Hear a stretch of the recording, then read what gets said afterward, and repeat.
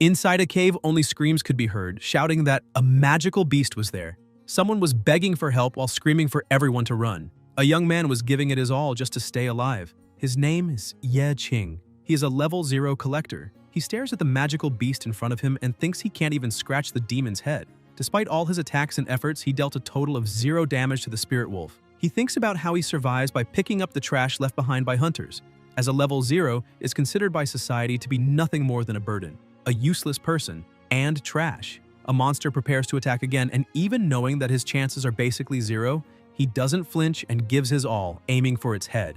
But it's no use. His wooden shield is easily shattered and the monster lands a hit. As he's attacked, he thinks to himself that he's truly living like trash.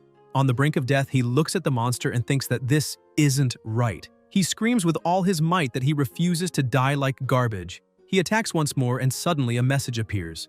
You dealt a critical hit to the spirit wolf. 1 damage dealt. In City G, there is a rank C abyssal portal.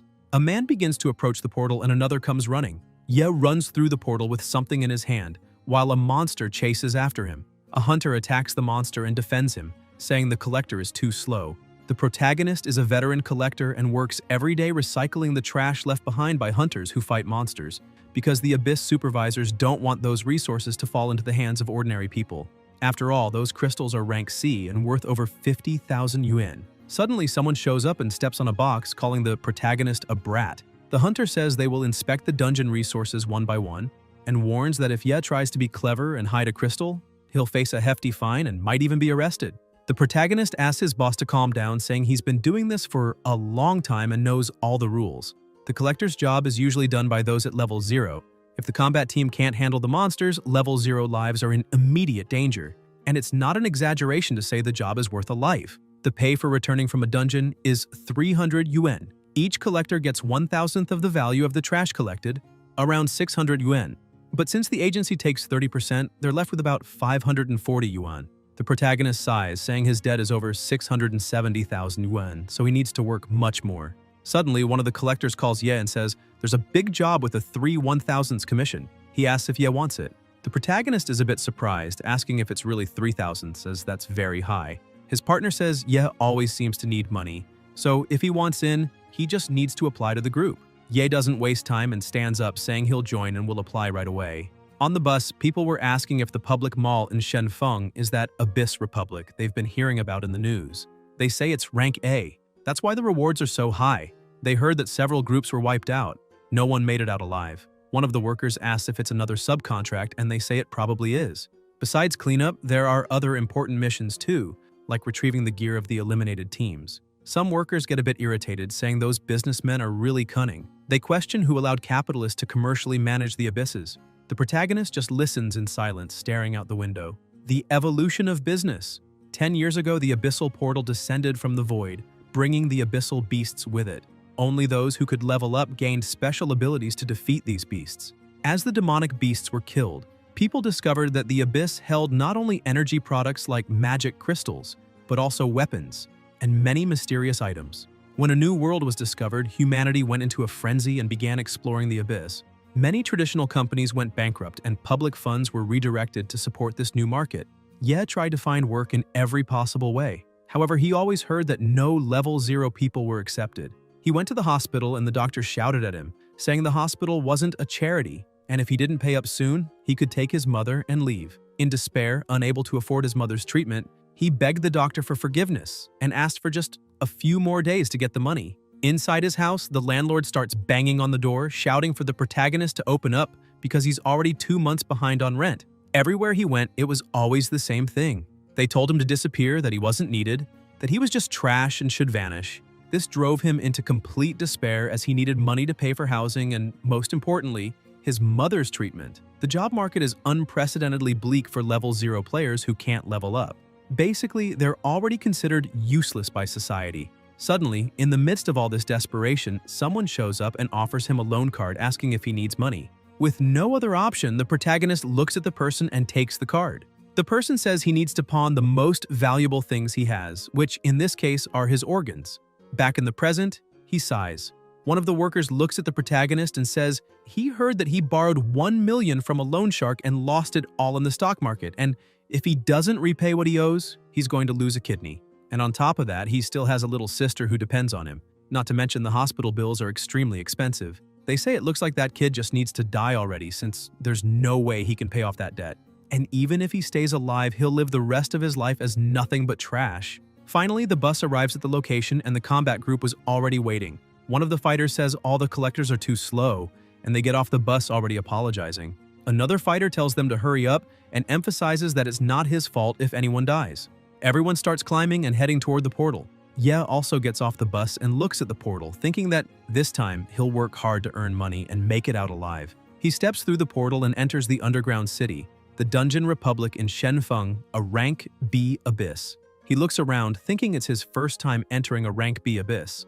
Suddenly, the hunters hear a noise and some magical beasts appear ahead of them. A shield bearer shouts, calling his partner and saying that monsters showed up as soon as they entered. A magic user steps forward and says this is too easy since they're just low-level spirit wolves. He starts summoning flames around him as the wolves attack. He fires a fireball, causing a large explosion and pushing the other wolves away. The shield bearer tells everyone not to let their guard down as demonic beasts can ambush them in any dark corner. Another team member asks what their destination is. The shield bearer points upward, saying it's the 5th floor. A hooded member says it might just be an illusion. However, the first floor of that dungeon seems 5 times larger and 3 times taller. The guy with glasses says that's abyssification, a replica created based on the real world but whose internal structure has been completely mutated. He asks where the bodies of the groups that came before them are, as there's no trace at all. He tells the collectors to try and find the bodies and not just wander behind, stressing that no matter where level 0 goes, their only use is being trash. The protagonist starts walking through the place, a bit distracted, and the magic user was crouching right in front of him, tying his shoes. Suddenly, Ye doesn't notice and trips over him, falling face first to the ground. The magic user gets a little irritated and yells that he should watch where he's going. Ye, scared, apologizes. However, the magic user grabs him by the shirt and slams him against the wall, saying hitting trash disgusts him and that it scared him because he thought a monster was attacking. The shield bearer tells Lao Chen to leave the collector alone because they have a mission to accomplish. Lao Chen looks at the protagonist angrily and throws him to the ground, saying if he knows he's trash, he should stay away. Ye, still on the ground, thinks that guy is just a jerk who looks down on others. Lao Chen keeps ranting and asks the collectors if this is what they call a professional team. They start walking, and the protagonist thinks they're just burdens to society, useless trash. Those are the collective terms society uses for level zeros. However, they have no idea that the protagonist's experience is at 99 out of 100, and he's about to level up. He starts walking alone through the dungeon. Suddenly, he and another collector come across a demonic beast. The collector screams that it's a demonic beast and starts running, telling everyone to get away. Yes starts getting a little worried, saying the hunters let a spirit wolf escape. That is a critically injured spirit wolf. The protagonist looks behind him and sees a level 1 wooden shield and a level 1 stick. The wolf tries to attack him. Ye thinks that monster is nearly dead, but his group ran away. He runs and tries to grab the shield but takes a direct hit. Still, he doesn't back down and says this is exactly the chance he's been waiting for. He lands on his feet, holding the shield and the stick in his hands. He charges at the monster without hesitation. The wolf is alone. He manages to land a hit on the monster's head, saying it should just die. However, the damage dealt is 0. The demonic beast only gets angrier, and the other collectors, who were a bit farther back, say that Ye is extremely dumb. They point out that the protagonist didn't start in this field yesterday, so he should know that only hunters can deal damage to those demonic creatures. While fighting the wolf, he thinks that he already knows that. His stats are level 0, strength 1, agility 1, intelligence 1, willpower 1, constitution 1, luck 1. He drops his bag and tries to run from the wolf, thinking that with such weak attributes, he can't even scratch a weak monster. He turns around, frustrated, thinking that this is something he knows better than anyone. And it's precisely because he understands this so well that he has to go even harder. He dodges one of the attacks and charges again. Somewhere else, Lao Chen starts laughing, saying that when level zeros see a nearly dead beast, they'll tremble and piss their pants. The shield bearer says they could line their pockets just by killing a few monsters, but those pieces of trash can't do a thing to a demonic beast. No wonder they're worse than garbage. He says they should keep the more valuable items and leave the rest to the collectors, telling them to clean up what's left. Another hooded member warns the boss that it looks like another beast escaped around there. Suddenly, screams are heard, saying a demonic beast appeared, and they should run. The hunters start laughing, saying it's exactly as the boss predicted. Lao Chen, still annoyed, says that the purple item has already been claimed by him and warns everyone to stay away from it. Meanwhile, deeper in the dungeon, Noises are heard from all directions. Ye is being attacked by the demonic wolf and, badly injured, begins to panic. However, he gathers all his strength and yells that he refuses to die like trash. He manages to stab the monster with his stick, landing a critical hit and dealing 1 point of damage. With that, he defeats the wolf, which collapses in front of him. On his knees, he starts panting and, even in excruciating pain, begins to laugh, shouting and celebrating that he managed to take down at least one. Suddenly, he hears someone approaching. Lao Chen starts mocking him, saying the loner managed to defeat a low-level wolf. He grabs Ye by the shirt again and yells, asking if he's playing hero and whether he thinks he's immortal. Lao Chen keeps yelling, saying they didn't spend money just to drag the corpse of a worthless idiot like him. However, despite hearing all of this, the protagonist smiles. A hunter's career doesn't follow just one path. When you reach level 1, even a level 0 can change classes and gain access to a hidden class more easily. But for that, you need to find ways to gain experience and level up. Yet, for a level 0 who can't deal damage to demonic beasts, that's like climbing a slippery mountain barefoot. Even so, Ye spent years risking his life, seeking a critical hit to gain experience, accumulating little by little, rising slowly. But he never gave up until reaching 99%. A message appears. Repeated kills.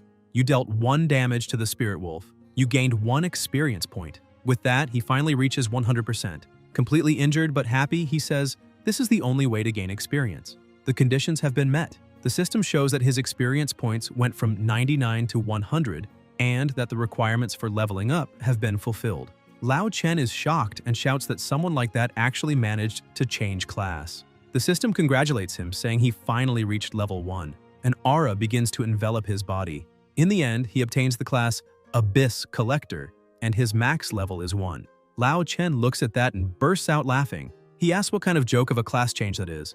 A garbage collector is still a garbage collector, and the max level is 1. He taps Ye's shoulder, apologizing because he just can't stop laughing. He says this was a once-in-a-lifetime chance, and even so, the protagonist managed to get a class that literally means trash. He keeps laughing and says it's perfect for him. Suddenly, Lao Chen stops laughing and gets serious, staring directly at Ye, saying all the other collectors are gone, and that's why Ye will finish the cleanup alone. He turns and starts walking away, mocking and telling the other fighters that they won't believe what just happened. The protagonist looks at his injured hand and asks if collectors really are weak. He thinks that if the max level is 1, then he won't be able to use attributes to level up. He looks at the wolf's corpse and wonders what a collector's ability is.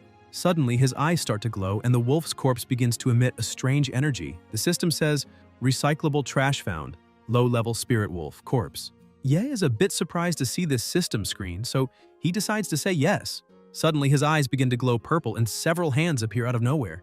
A powerful energy and intense pressure take over the area. He looks back and asks if this is a collector's ability. The hands go to the wolf's body and begin pulling it in. A message appears saying the trash is being disintegrated until the disintegration is complete. Ye asks if that's all and if it's over already. Suddenly, a hand reappears and informs him that he gained spiritual boost, emphasizing that he received 3 attribute points. The protagonist asks if he can get skills and attribute points from corpses. Curious, he opens his attribute panel. The hand says he needs 3 agility points to use it, which surprises him since it's only 3 points. He goes to the panel and says that if that's all it takes, then he'll put everything into agility, raising it to 3. The system informs him that he met the conditions to use the Spirit Wolf's ability and asks if he wants to activate it.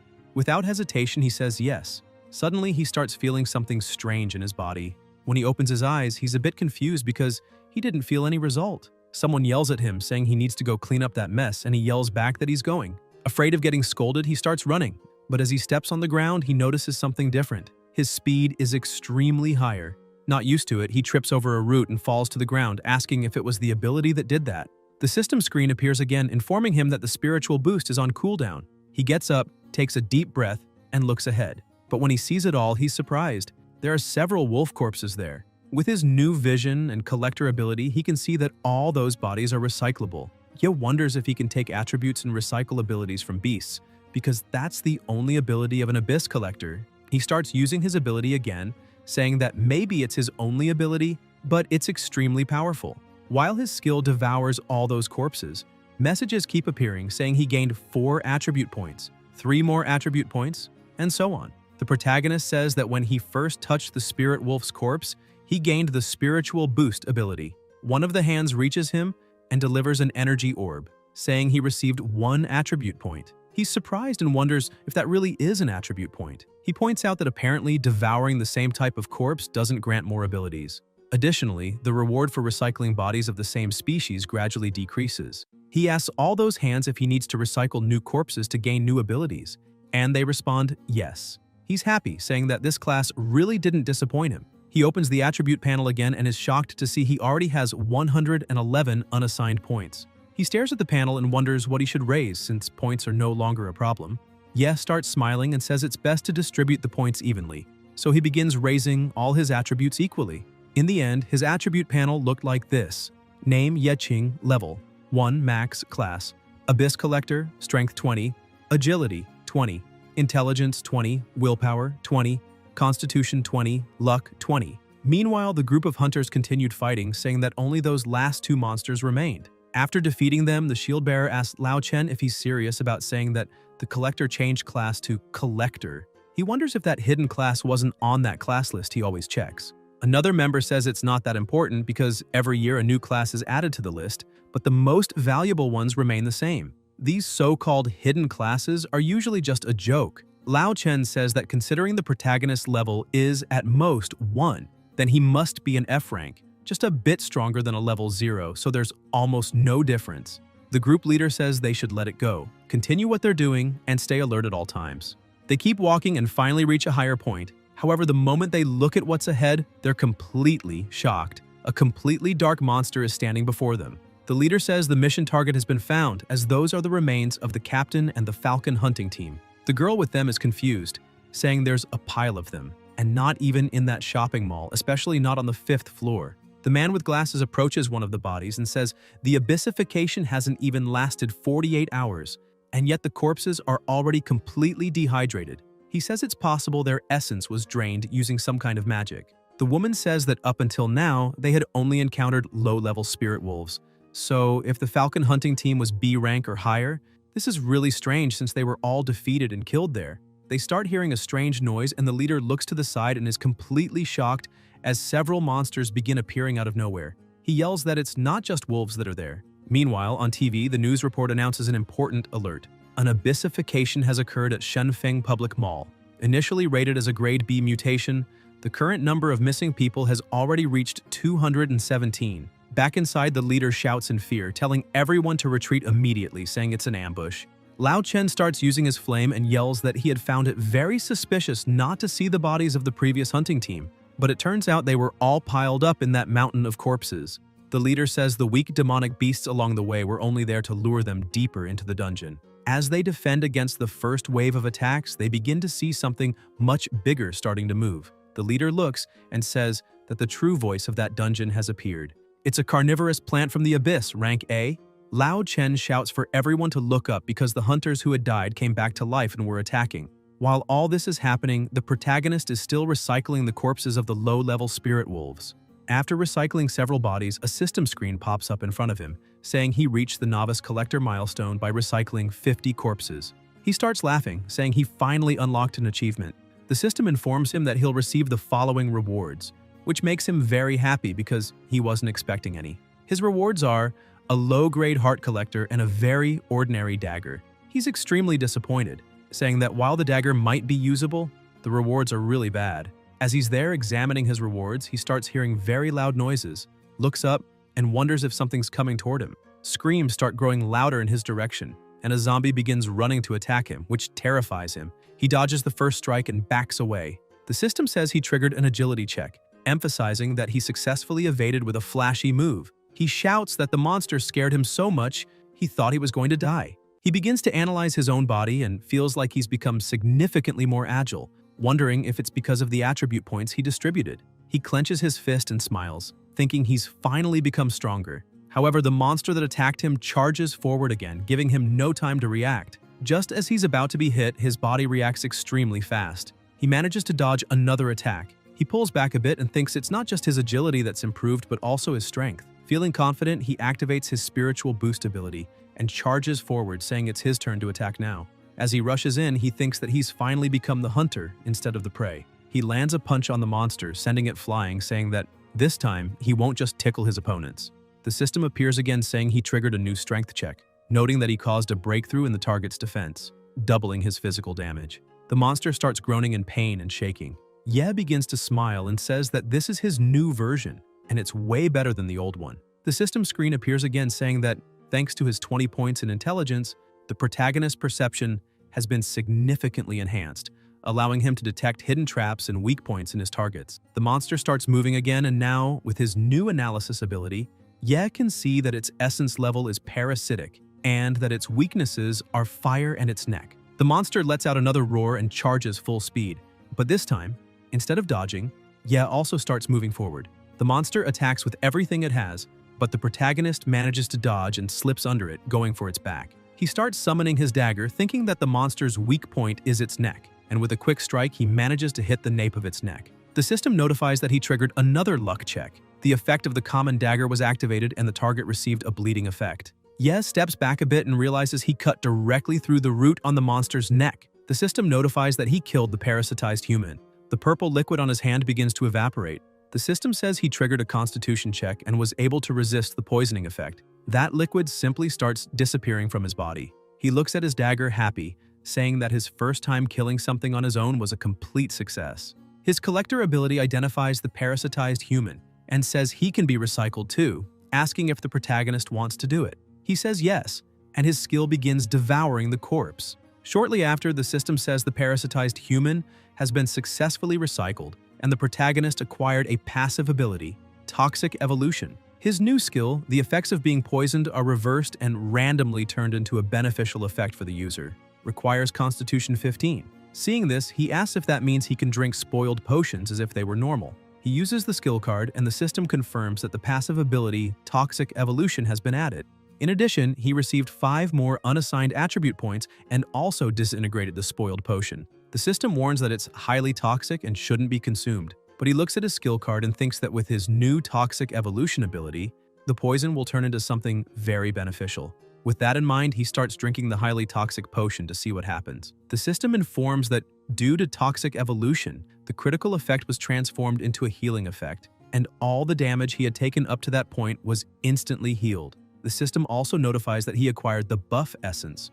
All attributes doubled for 10 minutes. Ye says the randomly gained effects are so strong that he can feel his strength gradually increasing. He opens the attribute panel once again and remembers that after increasing intelligence to a certain number, he gained more info about his targets. So he decides to use the 5 attribute points on intelligence. Currently, his base stats are Strength 20, Agility 20, Intelligence 25, Willpower 20, Constitution 20, and Luck 20. However, because of the buff he received, his strength is at 40, Agility 40, Intelligence 50, Willpower 40, Constitution 40, and Luck 40. While analyzing his attribute points, he hears another sound approaching. He starts wondering if it's more monsters. When he turns around, he sees it's not just one monster, but a small army of them. He stands still, thinking that he was always called a burden to society, trash, useless. That's how everyone always treated him. But now he can proudly say, his name is Ye Qing, an abyss collector. He activates his ability and grips his dagger tightly, saying they can all come at him because he only has 2 times to fight, daytime and nighttime. Meanwhile, on the 5th floor, their fight was still going. However, they were starting to feel overwhelmed because the entire Falcon team had been parasitized.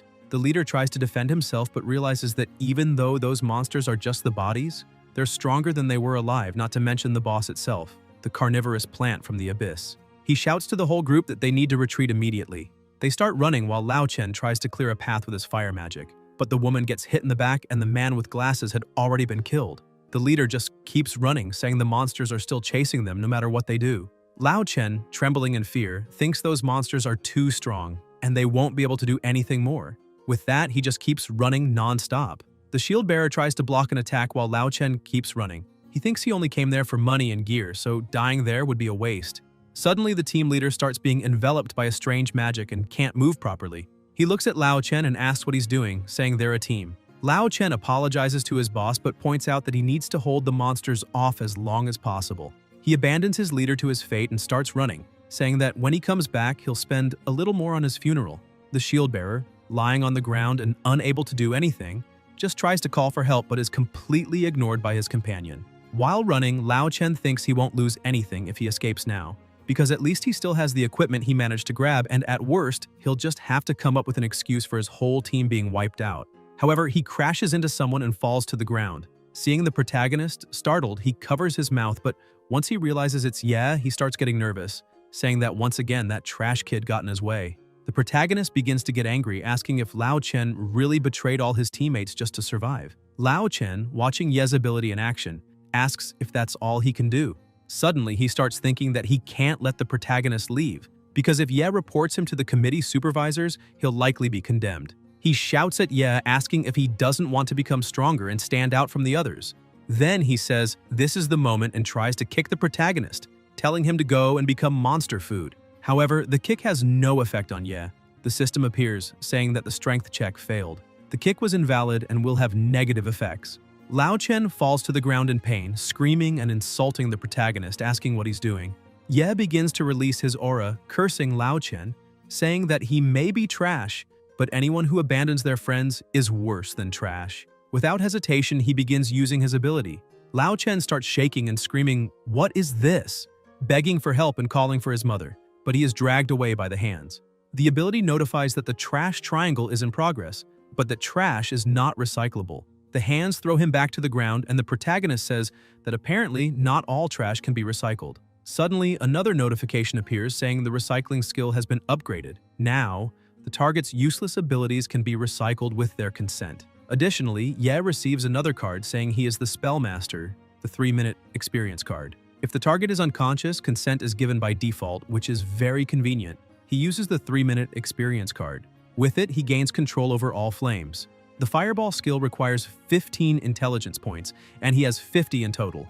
By activating the Dark effect, the Fireball evolves into Grand Flame Explosion. Several monsters begin moving again. Ye looks back and sees they're getting closer and closer. He starts trying to figure out how to use the Fireball skill and tries to remember how Lao Chen did it last time. When he uses it, it creates an extremely powerful explosion. The flash takes over the entire floor, and all the monsters in front of him are completely disintegrated. He gets irritated with himself, saying he didn't have time to recycle the bodies and begs them not to turn into smoke so easily. However, another monster appears at the top of the stairs and stealthily advances behind him. But Ye senses the presence of someone else and dodges at the last second. He moves away from the opponent, who keeps pressing forward without giving him any time, but none of its blows can land. Ye grabs his dagger again and begins fighting on equal footing with that monster. He starts thinking that he still hasn't learned any close combat skill. He looks back and sees the body of the shield bearer, thinking that might work. He says the shield bearer wouldn't want to be resurrected by that boss after death,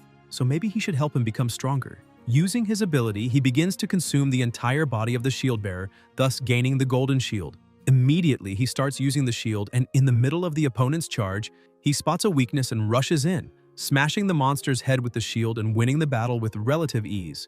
Without wasting time, he apologizes to the former hunter, who had been parasitized but says he needs to recycle that body too. He asks the former warrior to rest in peace. Upon absorbing the body of the former hunter, he gains the Dagger Demon card. Now, he can use a dagger like an assassin and unleash a flurry of stab attacks. He quickly uses the card and gains another ability. Upon absorbing it, he says the dagger now feels more flexible in his hand. A story is told. Their fight was brutal. The committee states that the protagonist's mission is to find the Falcon group and bring them out of the dungeon. Instantly, the response to that is yes. The committee says that if their bodies aren't found, the mission will be considered a failure and no payment will be given. The battle continued, and with each moment, the protagonist gained more abilities. By recycling the bodies, he managed to gain speed, and his strength and agility attributes increased significantly, in addition to becoming immune to control skills.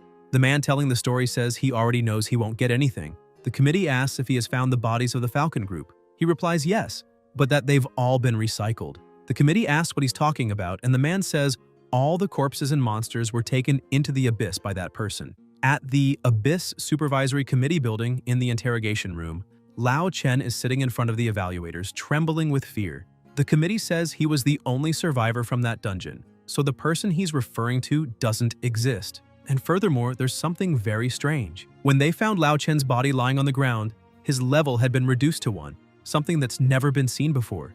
Driven mad, Lao Chen starts screaming that it was exactly like he said, his abilities were recycled by that person. And that's the proof that he's the trash collector. But he doesn't sound credible saying that.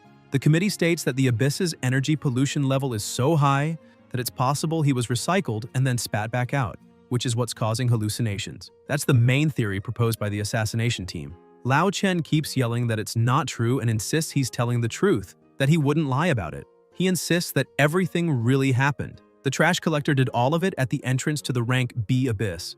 After all that, the protagonist sold the magic crystals on the black market, but received only 30% of their value since crystal trading is monopolized by large corporations and private transactions are illegal. The black market charges 70% as a handling fee. The magic crystals he brought were barely enough to pay what he owed the loan sharks from some time ago. However, since then, there have been no more incidents. He looks at his own hands and thinks that he's a bit afraid of using his recycling ability in front of others, as they might report it to the supervisors.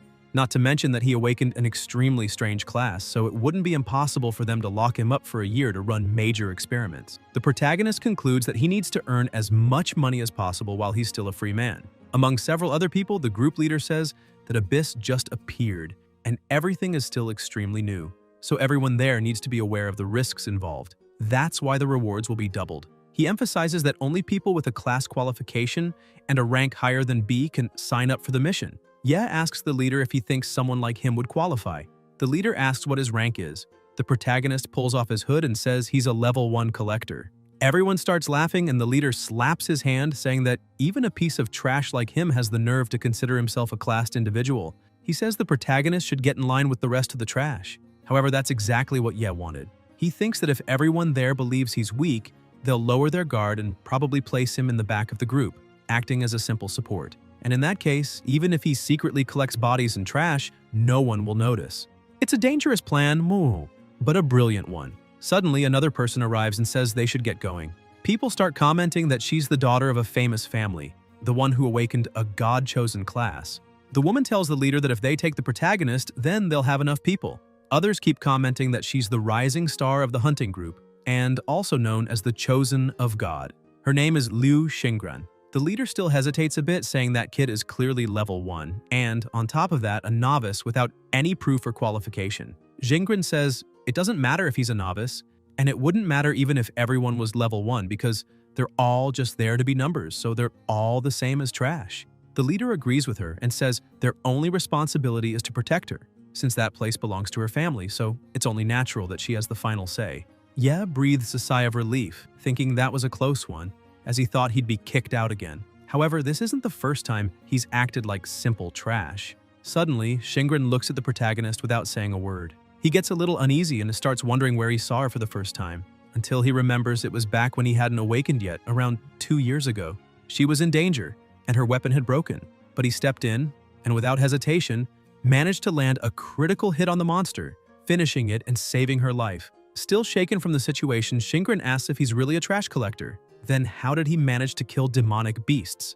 Suddenly, Ye starts celebrating, shouting that he did it, that it was his first time. He finally managed to earn a single experience point. He turns and asks if she's okay.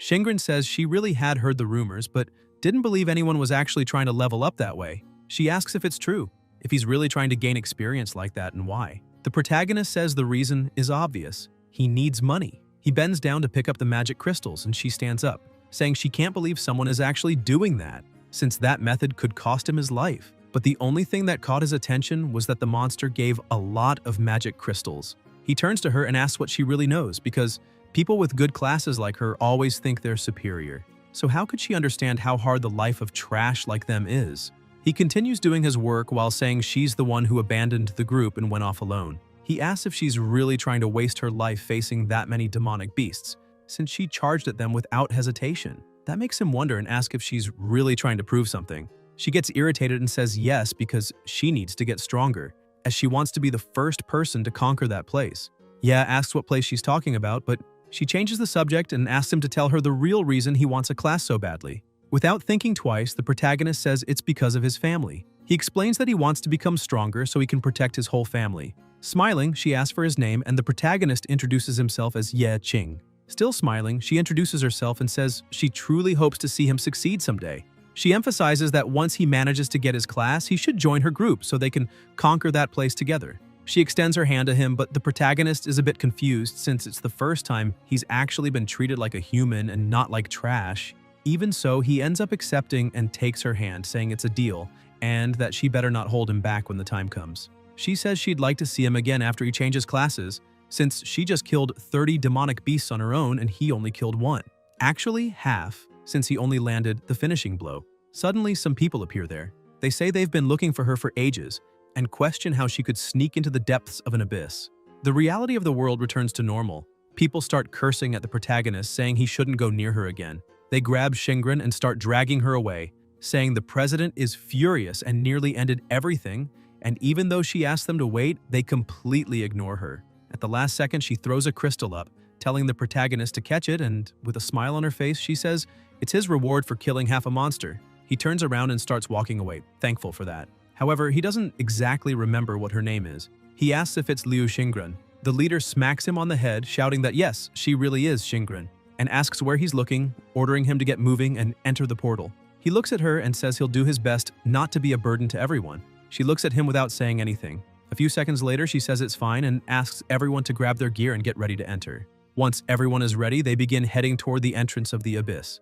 Make it back alive. He remembers that when he fought to escape the abyss last time, he mastered the warrior's shield, became an assassin, and also gained berserker skills. But what truly made it worth it was that he finally obtained a boss-level skill, super regeneration of man-eating plants. Because of the way he distributes points on his radar chart, no matter what career he chooses, he'll have no weaknesses, as his strength, agility, intelligence, willpower, luck, and constitution are all balanced. His attribute points are equally divided among those 6 stats, and the total he can gather is around 100 points, especially since he was the only one who cleaned up all the recyclables in the last abyss. Still, he starts to wonder what level someone would need to be to match 100 points. He uses his skill, Observation Eyes, Attribute Perception. He observes that the strength attribute of the man in front of him is only 12 points, and his weakest stat is intelligence with just 1 point. He thinks that if the strength of a normal human is 1, then a warrior with 12 points is approximately 12 times stronger than an average person. But his own strength is already at 100, meaning he's around 100 times stronger than a regular human. As he analyzes all this, they keep walking until something moves and a loud noise is heard. The whole group looks back, and the leader asks what happened and whether it was a small earthquake or something like that. In reality, it was a trap. However, Yeb managed to hold it back with just the strength of one arm, pushing the wall back and preventing it from crushing someone. He remarks that the structure of that underground space is very unstable. Suddenly, someone else arrives, shouting that they found a chest, drawing everyone's attention and allowing the protagonist to breathe a sigh of relief for not being noticed. When they reach the chest, the leader says, this is total crap because they don't have any assassins in the team. And that chest looks like it's rank A. The protagonist raises his hand and says he can open it. However, the whole group is confused as to how a level 1 person could open something like that. He walks up and effortlessly opens the chest, leaving everyone stunned. He thinks that opening that lock is as easy as eating, but the rest of the group can't believe he did it so easily. The leader says that lockpicking skills like that can only be learned by assassins above level 5. Ye explains that a level 1 collector can learn a bunch of useful skills because they come across lots of unopened chests while cleaning up trash. The leader ends up understanding and says they'll divide the items once the mission is over. For now, they should keep moving. The group agrees, but they hear a small sound. Ye asks the woman next to him to stand still for a second because it seems like there's something ahead. He throws a rock, and the walls quickly begin to move. This way, he triggers a trap and prevents a fatal incident. The woman looks a bit uneasy and questions whether the protagonist is really level 1. Ye asks her not to think too much about it, saying they just happen to run into something he's good at. He finds a lot of traps while picking up trash, so he usually suffers because of them. That's how he ended up unlocking the trap perception skill, and there's nothing strange about it. Shingren was behind the two of them and hears the whole explanation. However, she remains silent, saying nothing. All 3 members of the group end up accepting the explanation, saying they understand. The system appears saying, Deception check, success. Target has become more persuadable. The protagonist begins to wonder if this is the power of having 100 intelligence points. The leader starts treating him a little better and gives him an item, saying it's a reward, and tells him to use it proudly. He says it's the one-handed broken mace, a normal class weapon that can be used by a level 1. Ye starts thinking that apparently his evaluation in the minds of the others still isn't very high. The leader tells them to keep moving until they finally arrive at a large room with something in the center. The group asks what the deal is with that and wonders if it's some kind of secret treasure at the end of the abyss. However, they start laughing, saying that getting there was extremely easy, and begin to think it might be the kind of abyss with reward rooms. the type that only contains items and no monsters. The system explains that this is the reward room, a room with no monsters containing only some treasures, a unique type location within an abyss. Jingren asks the group not to get overconfident and to pay attention to places where monsters might spawn. One of the group members walks up to the plaque and holds it in his hand, saying, "There's no way that stone plaque is the only thing in this abyss." He turns, letting his guard down, and asks if now that they've found the last treasure, they can leave. However, the chalice in front of him begins acting strangely. Suddenly, it starts to emit an absurd amount of blood, and the system announces that the blood trial has begun. Jingren curses that member, calling him an idiot, and points out that this isn't an abyss reward but a trap. She says the thing in front of them is the blood nightmares. Jingren opens her inventory, grabs her sword, and shouts for everyone to get ready to fight. The blood monsters begin surrounding them. The protagonist says that to avoid exposing his attributes, he should fight using only 20% of his power. At that moment, the ring on his finger is the trash weakness ring. Its effect reduces all the wearer's stats to a chosen percentage. When he first got the item, he was furious, wondering what kind of trashy ring only serves to lower your stats. But now he thinks that no matter how useless something may seem, it can always become extremely useful one day. The battle begins. Ye uses his spiritual dash and charges at the monsters. Even limiting his strength to 25%, he destroys everything in front of him with a single strike. This catches Jingren's attention, and seeing that he did all that with just one move, she realizes everything around him is being destroyed. One of the monsters takes advantage of her distraction and tries to attack her. However, Jingren hadn't let her guard down, and with one move, she destroys the monster. Meanwhile, the horned warrior is struggling. He asks what's going on because even after blasting the monster with a hit, it begins to condense and take human form. The blood nightmare, in its original state, is fragile, but when it attacks humans, it strengthens based on the opponent and mimics their form. Even so, the warrior doesn't back down and manages to slash the monster in front of him. The mage shouts, praising the attack, but the monster, even wounded, doesn't fall. It counterattacks, cutting off one of the warrior's arms. He falls, screaming in pain, and the mage, in despair, says, "Decapitation doesn't work, so how are they supposed to win against those things?" The monster prepares for the final blow and attacks with everything. At the last second, its sword stops inches from the warrior. Jingren had completely frozen the monster and asks if they could be just a little less useless. She touches the monster and shatters it entirely. Jingren points out that this is just a bloody nightmare and says they're embarrassing themselves just as expected, because a piece of trash is still trash in the end. The monsters keep attacking. With the warrior on the ground, the mage tries to attack but shouts that there's no time to cast spells since the monsters are moving too fast. Ye says that if swords don't work on those monsters, then they'd better just barbecue them all. He uses Grand Fire Explosion, destroying several monsters at once. Once again, the entire group is left speechless. The mage screams that Grand Fire Explosion is an S-rank spell, and casting it instantly is basically impossible. She asks if something's wrong. How can a level 1 player do that? More monsters begin appearing and advancing. They let out a loud roar. However, Ye does the same, and his roar stuns the monsters. Berserker mode is a skill exclusive to berserkers.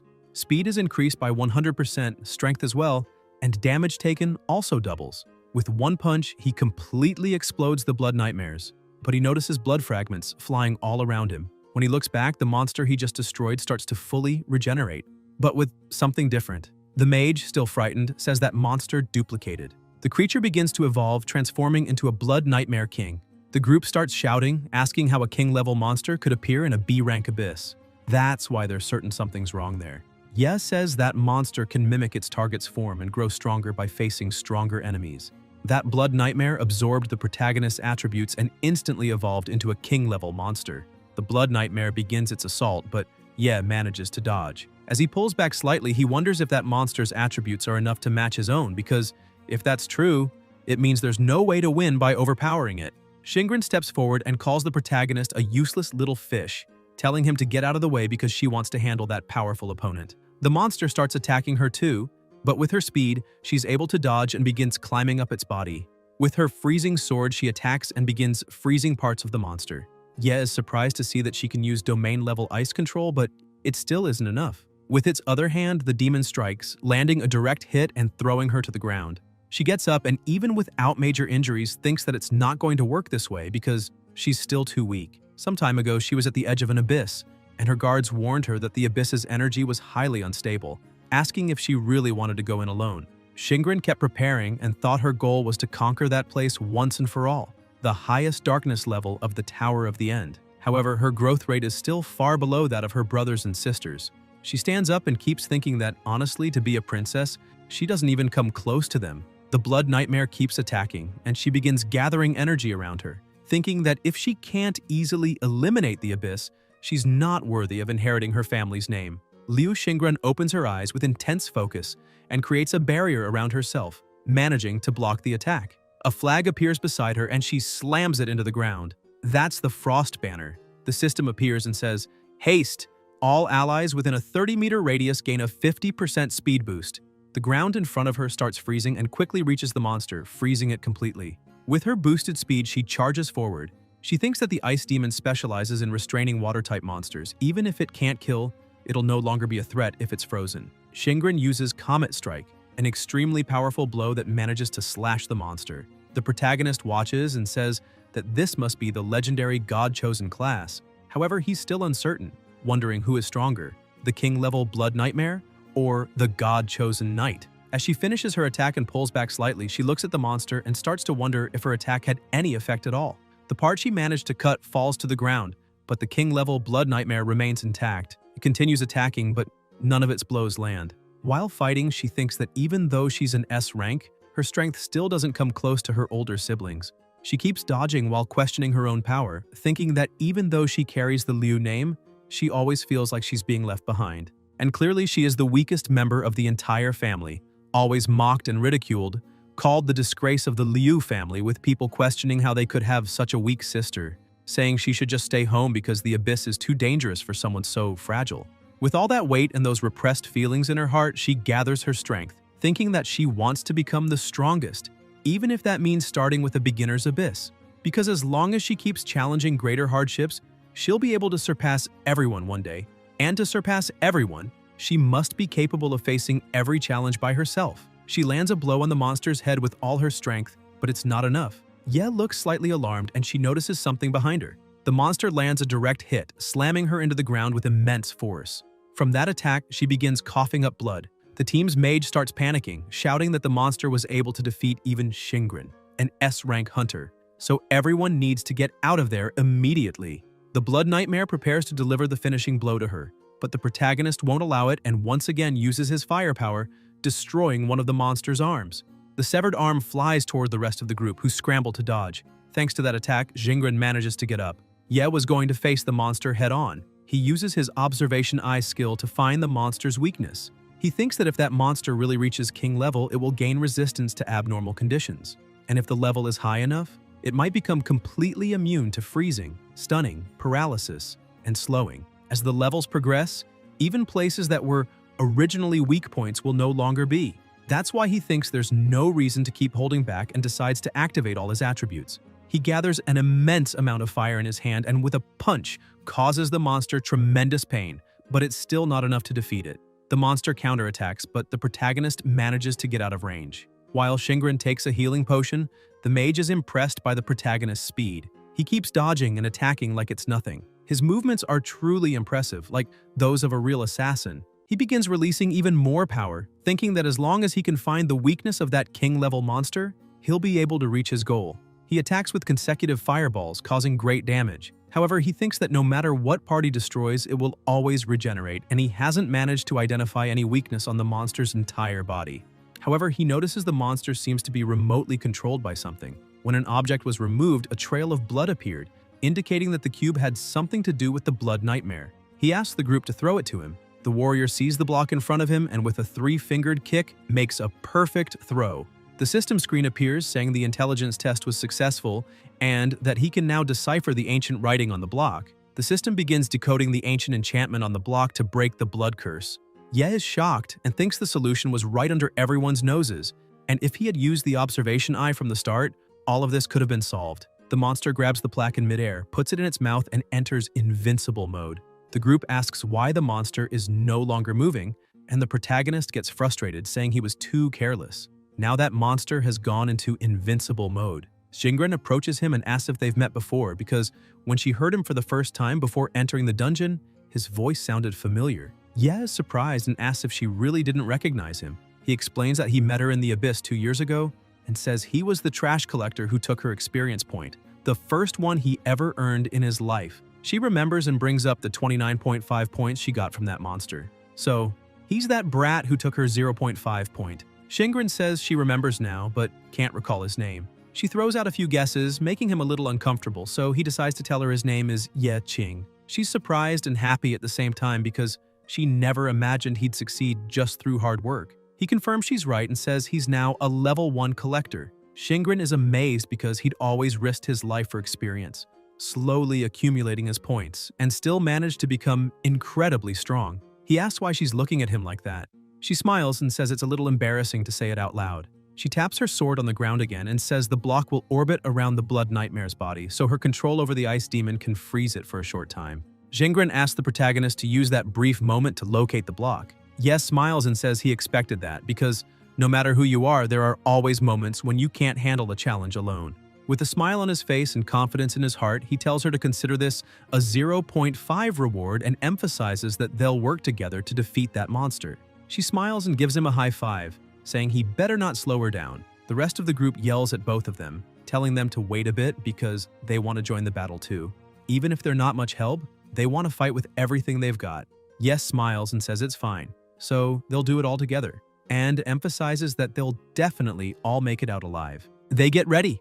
Meanwhile, the plate starts acting inside the monster. The protagonist pays attention to this and says they still have 5 seconds until invincible mode ends, and after that the monster will enter berserker mode and attack non-stop for 30 seconds. He turns and tells the whole group to listen carefully because these are the last 30 seconds of opportunity they'll have, and they must return alive no matter what. Even though they're very afraid, the whole group gets fired up and shouts that they'll return alive no matter what it takes. A system alert appears stating that the intelligence test was activated and the spirit boost was successful. Shingren also receives this buff, and the spirit boost on her caused her fatigue value to decrease by 100%. Her magic recovery rate increased by 15% for 30 seconds. She's surprised by these effects and turns around in disbelief. She smiles and says that it seems she really can't underestimate the protagonist. She begins to coordinate the first attack and orders the warrior to keep the monster's rage low.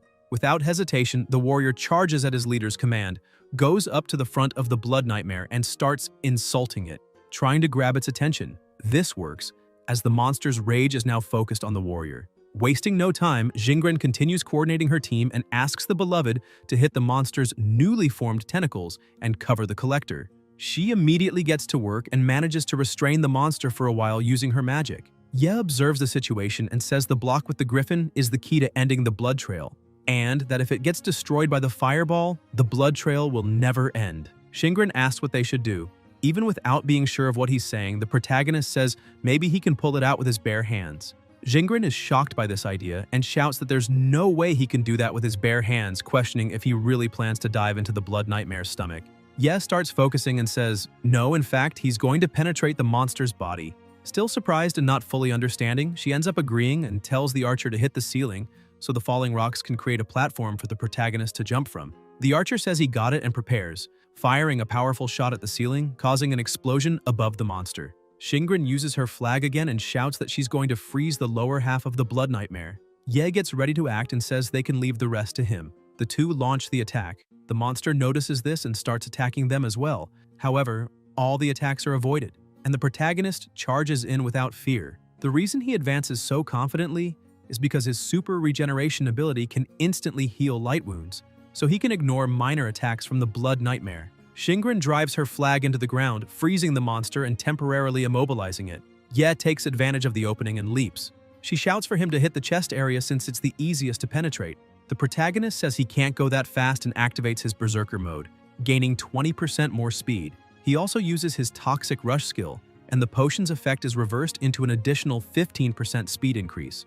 He thinks the trash potion cards he picked up at the Abyss entrance can finally be used. A bonus effect is also granted, Hardened Skin. Defense is increased by 15%. With everything ready, he charges forward shouting, this will be his final blow. Even with his increased speed, one of the tentacles manages to intercept him. Unable to dodge midair, he gets hit. Shingren gets worried and the protagonist is flung away. While falling, he says this is his time to shine. It was expected from a piece of trash like him, so he should have stayed low. However, he refuses to be a burden to society once again. He activates his recycling skill and says the recycling target is himself. He starts to fall and his own skill begins trying to recycle him. The monster is confused, and so is the entire group. They begin asking what kind of power this is and where it came from. Ye stands up as the system notifies that it's not possible to recycle a living organism, so the recycling fails. The protagonist laughs and tells his skill that if he can't be recycled, then he wants to be thrown away with all its might. He begins to smile, knowing his plan is about to begin. His skill throws him again toward the monster, and this time, the speed is even greater since the force of his ability is astronomical. In the blink of an eye, he pierces through the monster's body, grabbing the griffin. On the other side, with the griffin in hand, he says he did it. As he lands, the monster falls beside him, starting to melt, and the system announces that the blood trail has been completed. The monster begins to dissolve. Seeing this scene, the entire group remains stunned, asking what just happened. Shingren, also shocked, asks if they really managed to win. As reality sets in, they begin to celebrate, and the system says everyone is leveling up. Everyone's strength, agility, intelligence, determination, constitution, and luck start increasing. Shingren is also surprised to see her stats increase. Strength plus 33, agility plus 28, intelligence plus 38, determination plus 26, constitution plus 21, and luck plus 34. Meanwhile, the system says Ye failed to level up because he's already at max level, and a bit embarrassed, he says that was expected. Suddenly, a treasure chest appears in the middle of them all, and the group is impressed. It's the real treasure. Once opened, several powerful cards emerge. One of them goes straight into the protagonist's hand, an extremely powerful weapon card that grants plus 88 attack. However, the required level to use it is 10. He's a little disappointed since his max level is only 1, and the system promptly notifies him that he doesn't meet the requirements. He throws the card to the ground, frustrated, saying all those shiny items he wanted so badly are now completely useless to him, and he's sad, wanting to cry. Shingren picks up some cards and calls Ye, saying that he was the one who completed the blood trail and was undoubtedly the biggest contributor among them, so he should be the one to distribute the items. A little shy, he smiles and says it was nothing. He walks up to her and speaks more quietly, saying he has something to talk to her about. Shortly afterward, outside the portal, several agents were waiting. Their leader says they must contact the 4th General and prepare to send in a rescue team immediately. Suddenly, Shingren appears at the portal's exit, saying there's no need. She exits with the entire group intact, and the leader even sheds tears of joy seeing his lady is safe. Even reporters are there, shouting that this was expected of Miss Shingren, since she managed to clear the abyss on her own. The rest of the group starts saying their goodbyes and quietly agrees to keep it all secret. She waves at everyone and, in front of everyone present, claims she did it all herself, asking why they were so worried and if they really thought she couldn't do all that on her own. She smiles and says that after all, she's an S rank. A little earlier, still inside the abyss, she asks what the protagonist wanted to talk to her about so badly. He says her family definitely doesn't have money problems and asks if he can sell those items to her. With a discount, he charges 500 magic crystals. Even without understanding, she immediately agrees, saying it's no problem. However, he adds that there's one more thing. He asks that when they leave, she pretends he was never there, and insists she take full credit for the abyss, as if she had done it all alone. Once again, she's extremely confused, but agrees with what he just said. He turns and begins to say goodbye to her, saying they can go ahead and he'll leave secretly afterward. Shingren agrees to everything. However, she's a bit uneasy, thinking the protagonist is setting her up to owe him a favor. Once everyone leaves the abyss and everything is quiet, Ye takes the griffin and sits alone on the ground. He extends his hand, sensing something, and as a small piece of the blood nightmare appears, he smiles. He leans down and tells the little nightmare that even something weak like him doesn't want to be trash and let others decide for him. So, he offers the nightmare to become part of his strength. He captures the blood nightmare with his skill, and suddenly a message appears. Recycling successful. Blood nightmare, skill acquired. Humanoid nightmare consumes life essence to summon a nightmare clone. The clone can imitate the host by dealing or receiving damage. It will dissipate immediately after the effect is triggered. This skill can be upgraded. Cooldown time, 305. Upon seeing the full description, the protagonist says it's a great skill, and that in future battles, he's really looking forward to working together with the nightmare. Sometime later, in another place, the protagonist is sitting at a table drinking coffee while analyzing his card system. He thinks about how he gave all the higher requirement items to Shingren. However, now that he thinks a bit more about it, an unknown collector holding several shiny pieces of equipment would definitely be noticed by a group of supervisors. However, all that trash he's been wearing is so unnoticeable that the supervisors wouldn't even care, even if he were selling it in secret. He leans back in the chair and takes a deep breath, thinking he's overthinking it because no one would buy that trash anyway. Absent-mindedly, while holding his cup, he touches the recycle button, and suddenly, the system shows that one piece of equipment was recycled. BP gained basic point. A Upon seeing that, he's a bit surprised and questions whether he really recycled an item by accident. A bit doubtful, he goes to read the tutorial. The tutorial says that recycling is done by processing the selected trash, and after a preliminary classification, BP is a universal substance extracted from recycling useless equipment, which can be used for improvement, repair, and crafting of new items. Ye is very surprised to realize that those pieces of junk equipment can be recycled. The tutorial system gives him a task, asking him to complete the repair of the common dagger. A bit confused, he wonders if he really needs to complete the task. Following the hints, the tutorial informs him that repairing the common dagger costs 5 BP. He sees that the remaining durability of the dagger is 0.33, and he had almost thrown it away after killing the boss. He says that if he counts the BP from that accidental recycling, then he still needs 4 more. He begins recycling some trash weapons and says he needs to recycle at least 4 more. Once he gathers the necessary amount, he repairs his common dagger. However, he gets a surprise. The weapon wasn't just repaired, but the durability and attack also increased a bit. The system shows that the common dagger now has a durability of 34/34. Before, the max was 33. In other words, 1 point was added. The requirement is still level 1. The attack, which was previously 21, has now increased to 22. The repair rewards were weapon max durability +1, attack +1. Upon seeing this information, he thinks, in other words, that while equipment is constantly used and repaired, even trash items can be improved. He smiles and says that apparently, bad equipment needs to be reinforced to improve. The system congratulates him for completing the tutorial and asks him to choose a reward. The first option is a beginner's blueprint, a convenient magic potion that can instantly recover someone's mana while removing a large amount of fatigue. Or the second option, a random attribute value +2. He starts reflecting a bit and thinks that at the moment, attribute points are not scarce for him. What worries him most when venturing into the abyss is that he can't predict its depth, and many adventurers who are unprepared often run out of mana before reaching the boss room and need to backtrack to resupply. As a result, mana flasks are usually key survival tools for a group, and the value of those flasks speaks for itself. He ends up choosing the potion, and the system appears again saying, "Tip, congratulations, you have learned item regeneration." However, on the card he receives for the flask, it's written, "Convenient Magic Potion Blueprint." The protagonist wonders why it's a blueprint. The system appears again saying that the regeneration requirements for the Convenient Magic Potion are 6 BP plus a random container. Ye starts thinking that it's not surprising an item's regeneration would need BP, but he is surprised to learn it also needs a random container. He raises his hand and calls the attendant, asking if he could provide a small container. The attendant hands him 3 disposable cups. With everything in hand, he begins his production. In no time, he manages to recycle the trash completely, and now the next step is regeneration. However, he is surprised to see that even within his system, there is a focused mini-game to do everything perfectly. He draws the attendant's attention, who doesn't understand what he's doing, talking to himself at the table. A few minutes later, all the cups are filled with potions. He picks up one of the cups and says, "That's what you'd expect from a recycled item." It's a bit weird, but it's not like it's unusable. He starts drinking, and the system announces that he gained Convenient Magic Potion X5. However, he starts to feel a bit sick, shouting that it tastes like some kind of rancid juice. But instantly, he begins to feel something happening in his body. The system announces that his mana has increased and his fatigue has decreased. He says it's amazing, as he can feel his mana completely restored and his fatigue simply gone. He stores the potion cups in his inventory and leaves the shop, thinking that now he should be able to complete another abyss that day. But as soon as he exits the shop, 2 people were waiting for him outside.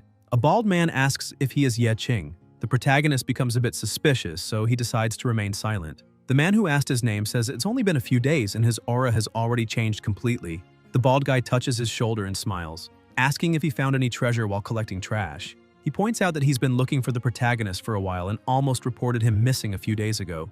Ye says he paid off all his debts with interest on debit, so he asks the man not to bother him anymore. The bald guy asks the others to leave, extinguishes the cigarette he was smoking in the protagonist's drink, and hugs him, asking if he really thinks that's all there is. He points out that maybe Ye did pay all the bills, but his work contract hasn't expired yet, and adds that the protagonist shouldn't forget that a trash collector should live like a trash collector. The man starts getting angry and says Ye is acting like he's something special, asking who he's trying to impress. With a slap, he knocks the protagonist's drink to the ground, but then he starts screaming, asking how blind Ye can be because he just spilled the bald guy's drink, the sacred brown sugar pearl. People nearby also shout, saying that a level 0 knocked over a rank B awakened, and question whether he understands the consequences. The henchmen get ready and say they've always been disgusted by the sight of him. The protagonist looks at a nearby camera and thinks that, according to the supervisor regulations for Awakens, using abilities outside the abyss is forbidden. The only ones allowed to activate their abilities outside the abyss are law enforcers, such as the special police. Therefore, he needs to find a blind spot in the security cameras to activate his recycling and regeneration abilities. The bald guy makes a proposal and asks what he thinks about picking up the pearls from the ground and eating them one by one.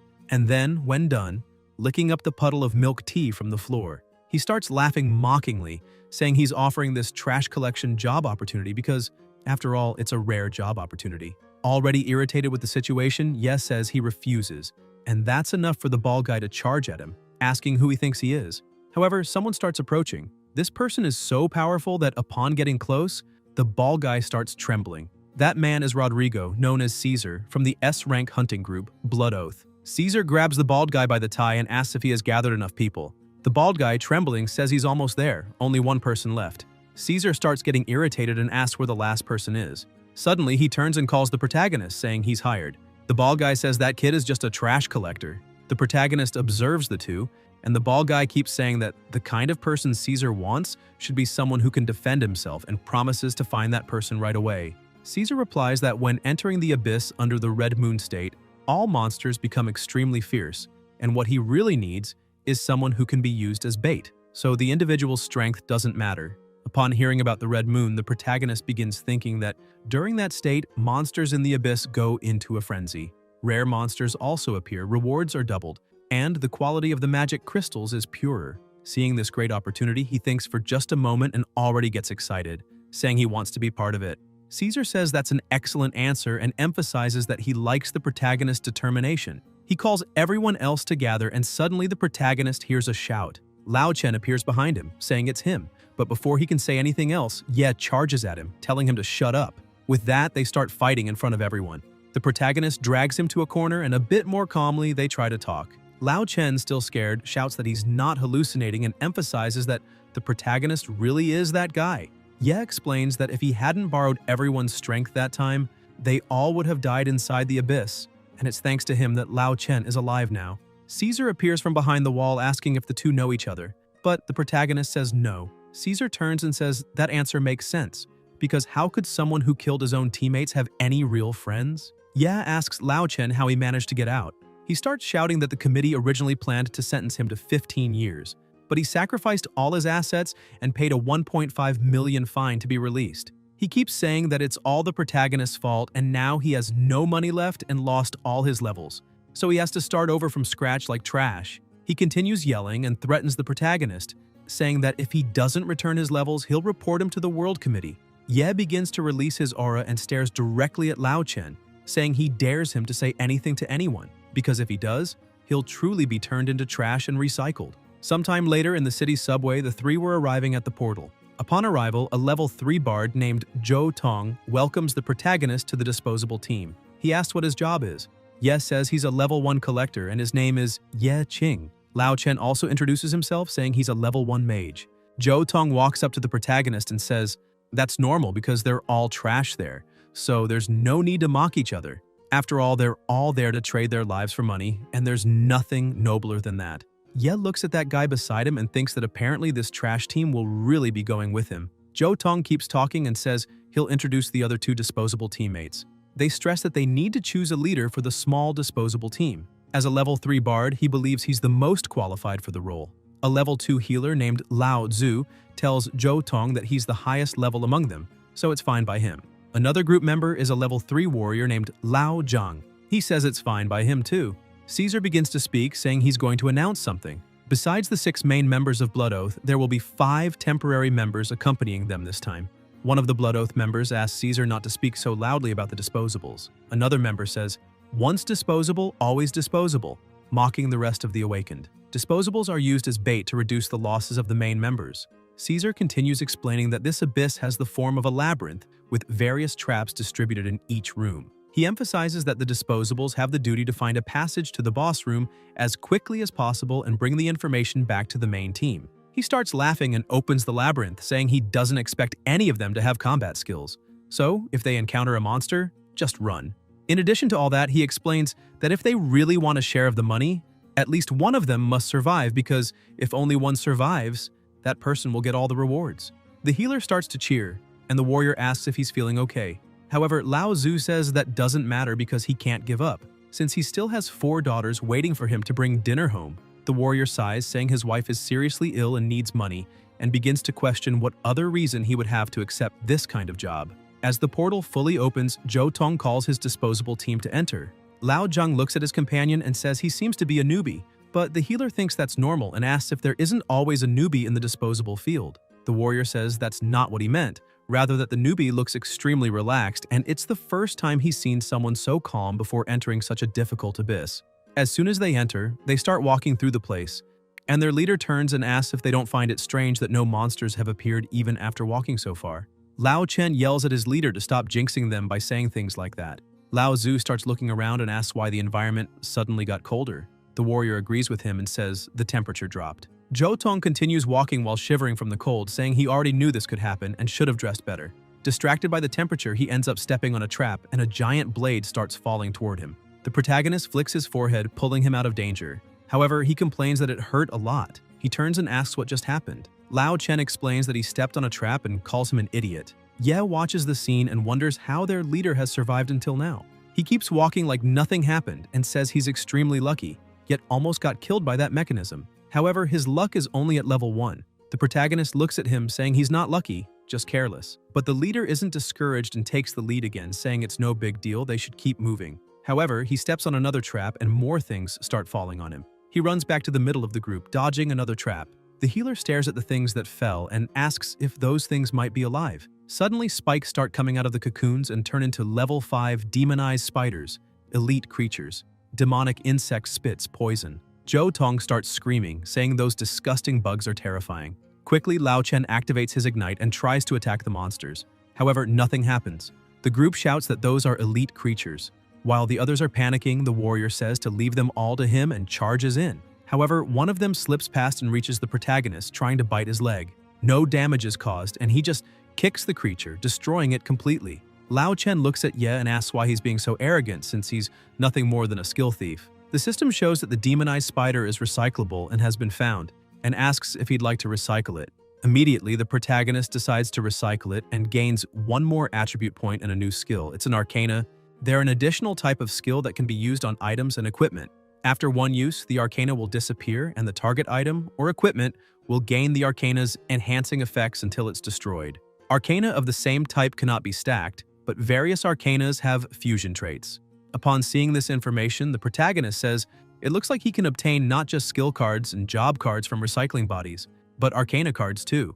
And in addition, this type of card seems to be able to strengthen equipment. While he's thinking about these things, the warrior calls him, asking what he's doing, and says that if he doesn't want to hold everyone back, he needs to retreat quickly. The protagonist says he's going, but then takes out his dagger and says he'll test the annihilation poison on that common dagger. Upon applying the poison, the dagger changes shape. Meanwhile, Zhou Tong is just running from the monsters. While running, he thinks that even though he's the highest level person on the team, he's still scared to tell them something. One of the spiders tries to hit him, but he manages to dodge. He thinks his job actually barely has any combat skills. He can only buff others. And seeing how dangerous the situation is, he thinks the only thing he can do is buff himself with a life preservation buff. First, he starts saying that he's the elegant bard. During the battle, he must always remember to be merciful and doesn't care whether the situation involves monsters or ghosts. Everyone in his territory must be captured without mercy. Ye watches and asks what that guy is doing. The system shows that the target's buff was successful, and as soon as it happens, their leader starts running and yells that he messed up, wondering how he ended up buffing the monster instead of himself. A strengthened insect manages to be faster and charges to attack him. Zhou Tong freezes, waiting for his end. However, the protagonist appears and shatters the monster with extreme ease. But all the other monsters also got stronger. The healer starts getting worried, and the warrior yells for everyone to retreat immediately. Lao Chen can't retreat and tries to defend himself with his fire skill. However, being weakened, he can't do anything. Seeing this, Ye charges forward without hesitation and starts destroying all the monsters in front of him like it's nothing, and within seconds, he completely annihilates them. The team members are shocked by what happened and ask if it was their leader who did that. The warrior agrees, saying it must have been him. The protagonist was so fast that his team couldn't even see him destroy all the monsters because his speed is extremely high compared to theirs. While the healer and the warrior are beside their leader praising him, Ye thinks that the demonized spiders have poison resistance, which weakens the poison's effect, and for that reason, he's not impressed, since the annihilation poison is an arcana extracted by the very demonized spider. Used on itself, the effects definitely won't be obvious, but they overflow only with physical damage. Zhou Tong remains confused by the situation and asks if he really managed to defeat those spiders. He thinks he had only planned to activate a buff to oil the soles of his feet. Other monsters appear a bit farther back, and the protagonist stares at all of them, thinking that the monsters in that abyss have a certain intelligence, and if they perceive an invincible opponent, they won't attack. That will make them turn and run as their primary strategy. The monsters, sensing the protagonist's aura, begin to tremble and immediately retreat, and he says that was to be expected. Lao Chen observes the situation and comments that apparently the monsters are retreating. The healer says that's just the first room, and it's already extremely scary, so he can't even imagine what comes next.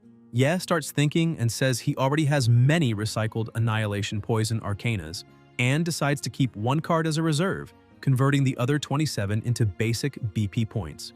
He asks his skill to do exactly that, and as a result, he gains 54 BP. The leader says that now that the monsters have retreated, they can continue moving forward, and asks Lao Chen to light the torch. Zhou Tong starts walking again, saying their mission is to explore and find the boss room. He emphasizes that they must be careful from here on, and asks his team not to trigger any more traps. The protagonist looks at him and asks if he's not just saying that to himself. However, while walking, Ye notices something beside him. The system notifies him that a secret berserker area has been found. He thinks that thanks to the Red Moon's influence, new areas are emerging. Swimming alongside it, he begins to wonder if he should explore that secret area. He summons the humanoid nightmare, which creates a copy of himself. He orders the copy to walk with the team for a while, saying he'll catch up later. The copy of the protagonist starts running toward the team, and the leader asks where he went. He emphasizes that no one should fall too far behind, or they might die without anyone even knowing how. Meanwhile, inside the berserker area, Ye begins to explore and suddenly hears a loud scream. A gigantic monster was stuck to the wall behind him like a trap. He turns to see what it is, but the monster attacks. With extremely fast reflexes, he manages to dodge the first attack and distances himself from the creature. The two face each other, and the monster keeps attacking non-stop. Ye dodges again and tries to counterattack, but his attacks do absolutely nothing to the monster. This surprises him, as its physical defense makes it almost completely immune. The giant spider attacks again, and without time to dodge, the protagonist tries to block it with his arms. However, the impact is so strong, it throws him against a wall. He uses the Observer's Eye skill, and his eye shows that the monster is a level 20 Blood Mother, Rare, and Elite class. Instead of being scared, he starts smiling, saying that a rare elite has appeared before him, and that if he can kill it, maybe he can recycle something of rare level. The monster continues its attacks, trying to hit him any way it can, but the protagonist keeps running and dodging. He uses a great flame explosion to counterattack and hits the monster directly. However, once again, the attack is not very effective. The spider gets even angrier and continues attacking multiple times, but none of the blows land on the protagonist. While dodging, he thinks the monster has fire damage immunity, so he can't use that attribute as an advantage. He charges in saying that if that's the case, then maybe he should just kill it directly. He grabs his dagger and goes on the attack. Striking the spider, he lands a critical hit on its weak spot. The spider starts screaming in pain and loses some balance. He observes the result and says that while level 5 demon spiders have poisonous bites, level 20 matriarchs lost that due to their poison resistance, and that became a weakness. He adds that this probably happened due to changes in their defenses and reproductive capability, since they no longer need to hunt alone, just command the demon spiders to do the dirty work. The monster keeps trembling in pain, feeling the effects of the poisoning. The protagonist says the most ironic thing is that these spiders become most vulnerable to their own poison. However, the matriarch doesn't give up and prepares a new strike. Yes sees this and says he didn't expect this option to be available. This time, the attack hits him, and he gets trapped in multiple webs, causing full body slow. The spider starts approaching. Still smiling, he activates his berserker mode. With extreme ease and sheer physical strength, he breaks all the threads binding him and charges at the spider with his bare hands, landing a direct punch. He simply explodes the spider completely. The system announces that the berserker card can now evolve and asks him to choose one of two routes. First route, Blood Carnage, increases berserker mode efficiency. His physical attack can ignore part of the enemy's resistance, but his life will gradually decrease until he dies or the time ends. Route 2, Unshakable Fury increases the Berserker mode duration and halves the cooldown time. He comments that most people would choose Unshakable Fury because it's the safer option. However, he's been facing monsters with high resistance, like the Matriarch Spider he just defeated. That's why, if he chooses Blood Carnage, he'll undoubtedly strengthen the Berserker. Still, the life loss is a heavy side effect. He starts laughing and says the choice is obvious. Of course he'll choose Blood Carnage, because with the regeneration he already has, he'll be able to counterbalance the side effects. Upon choosing, the system announces his skill has just leveled up. He states that with Blood Carnage active, he'll be able to deal damage even to enemies with high physical resistance. And that's the core of this skill.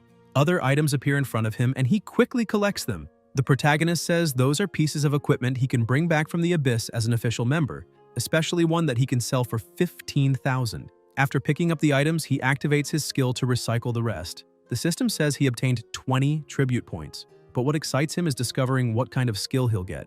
The system shows that he obtained the rare card, Matriarch. With it, he can summon up to 4 demon spawn to fight alongside him, and evolve as they gain combat experience. Ye is surprised by this, as he now has a summon that can choose its own evolution. Meanwhile, somewhere else, the disposable team managed to find a place full of crystals. Zhou Tong is impressed, saying he didn't think they'd find a mine in that abyss. Lao Zhu points out that, besides that, those magic crystals are highly concentrated S rank. He wonders if this is another influence of the abyss during the Red Moon, since each of those crystals is worth a fortune. Without hesitation, the healer places an item among the crystals, the Eye of Argos. It marks a 60-meter radius around, allowing nearby adventurers to be notified on the map. Lao Chen gets angry about this, grabs the healer furiously, and yells asking if he's stupid, emphasizing that with those crystals they could have been rich for life. So why is he marking it for other idiots to come and take it? The healer yells back, telling him to forget about enjoying the riches, because they'll be in serious trouble trying to stay alive if anyone finds out they're hiding something like that. The warrior approaches and says the disposable team's job is only to pave the way to the bosses. If they die, it'll be called an accident and no one will care. Experiencing this firsthand, Lao Chen is speechless, thinking about the word trash. He remembers how he used to behave, kicking, hitting, and shoving disposables, saying they were just garbage and that it made no difference if they lived or died. However, he also remembers the moment he was recycled. Extremely irritated, he looks to the side and sees that the protagonist's clone didn't care at all, just gazing in awe at the crystals. Lao Chen thinks that even if his level is gone, as long as he can get a little money, it'll all be fine. He looks at the crystals and decides to take one, thinking that if he gets good equipment to make up for his stats, maybe he can enter the main forces of the raider group. So he sees no issue in escaping with a few. However, upon picking up the crystal, a trap system is activated. A glow at the top of the cave intensifies, and suddenly a laser blast shoots between the two, hitting Lao Zhu, who was behind. They stare at the scene, wondering what's going on. Still inside the secret area, the protagonist had summoned the demon spawn. He looks at his first summon and says the level 1 spawn seems very weak and lacks combat ability. The system announces that the spawn can evolve up to level 5 demon spider with battle points, BP, and informs that 5 BP are needed for the next level. He comments that if he wants those creatures to survive in the battlefield, he must at least bring them to level 5, so he decides to invest his points there. The spawn becomes very happy with the news, and as soon as it begins evolving, the system announces that the little spawn has evolved into a silk spider and learned to weave webs. Meanwhile, in the crystal cave, the rest of the group was still shaken by their loss. Lao Chen tries to explain, saying it was an accident. However, the warrior was extremely angry for losing one of his closest companions. Lao Zheng grabs Lao Chen by the shirt and starts shouting at him, saying that because of his greed, they lost a comrade, emphasizing that Lao Zhu was the foundation of his family. He worked himself to the bone to support everyone, and now, because of that greed, it was all thrown away. Lao Chen shouts back asking if it's wrong to want to make a little money, because if he hadn't dropped to level 1, he'd be living well by now, and he adds that on top of that, he still has to deal with people like them. A bunch of idiots. Lao Zheng begins to lose his patience and curses Lao Chen, calling him a traitor. But Lao Chen fires back saying Lao Zheng is no better than him, because in that damned world, power and money are the only things that matter, along with luck. While they were arguing, someone starts to approach and suddenly begins clapping, saying those words were well said, and that he likes that kind of worldview. Caesar shows up and asks Lao Chen if he wants to join Blood Oath, saying they've got a spot open for one more. They are surprised to see Caesar there. Another man arrives and says the body of that person is still warm. Caesar says that death is common there, and just as Lao Chen said, without power, all that's left is to trade your life for money. and wanting to make money isn't shameful, just as dying isn't either. Caesar walks up to Lao Chen and hugs him, saying that those magic crystals that appear during the red moon are worth entire cities. So, if he gets one, his life is set.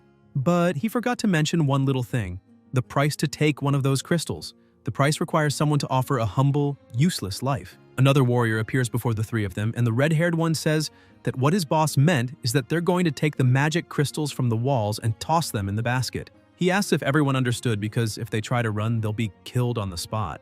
Lao Zheng protests, saying that's impossible because they'll be challenging death with every crystal, and asks if this is a suicide mission. Caesar asks the warrior if his wife doesn't urgently need money for treatment, or if he was just joking when he said, "I'll risk my life to earn money for her treatment." The warrior feels threatened and goes silent, just staring. Caesar tells him to remember that it's not shameful to trade a useless life for money. Trembling with fear but out of options, Lao Zheng turns toward the crystals. He extends his hand, trembling, trying to grab one, but ends up giving up.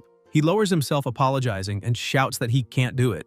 He starts yelling that, to be honest, he lost a lot of money gambling and is only here to pay off his debts because he doesn't want to die. Caesar says they're useless, as expected. Lao Chen analyzes the situation and realizes Caesar is extremely strong, and not even at his peak could he come close to defeating him. He decides to call Caesar boss and says he mentioned earlier that Blood Oath was recruiting and asks if he's interested. Lao Chen points out that he's just a fire mage, but would like to join. Caesar asks his companion if he really said that, and the companion confirms. He tells the fire mage to come to him. Lao Chen kneels in front of him and begins to say that he's willing to sacrifice his life for, but before he can finish, he's struck in the face.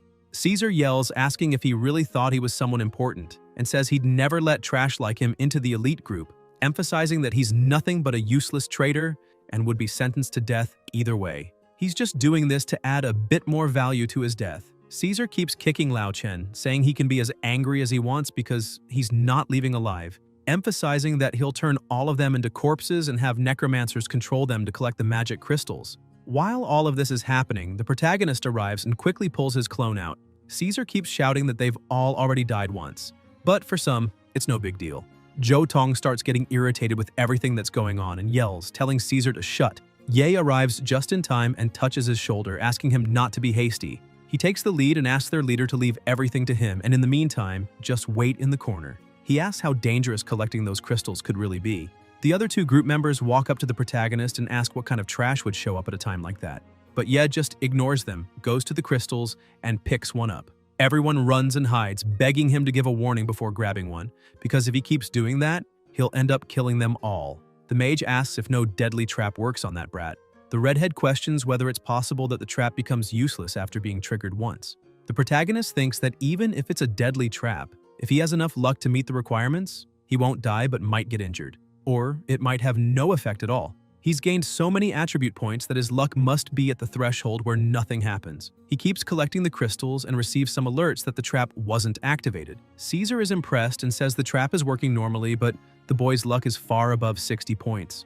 The mage asks if it's possible for a level 1 collector to have over 60 luck, since in most class changes, luck doesn't increase by itself. Caesar says that if that's taken into account, there's only one possibility: the deadly trap failed. The redhead goes to a crystal, saying it's already happened twice and clearly must be that.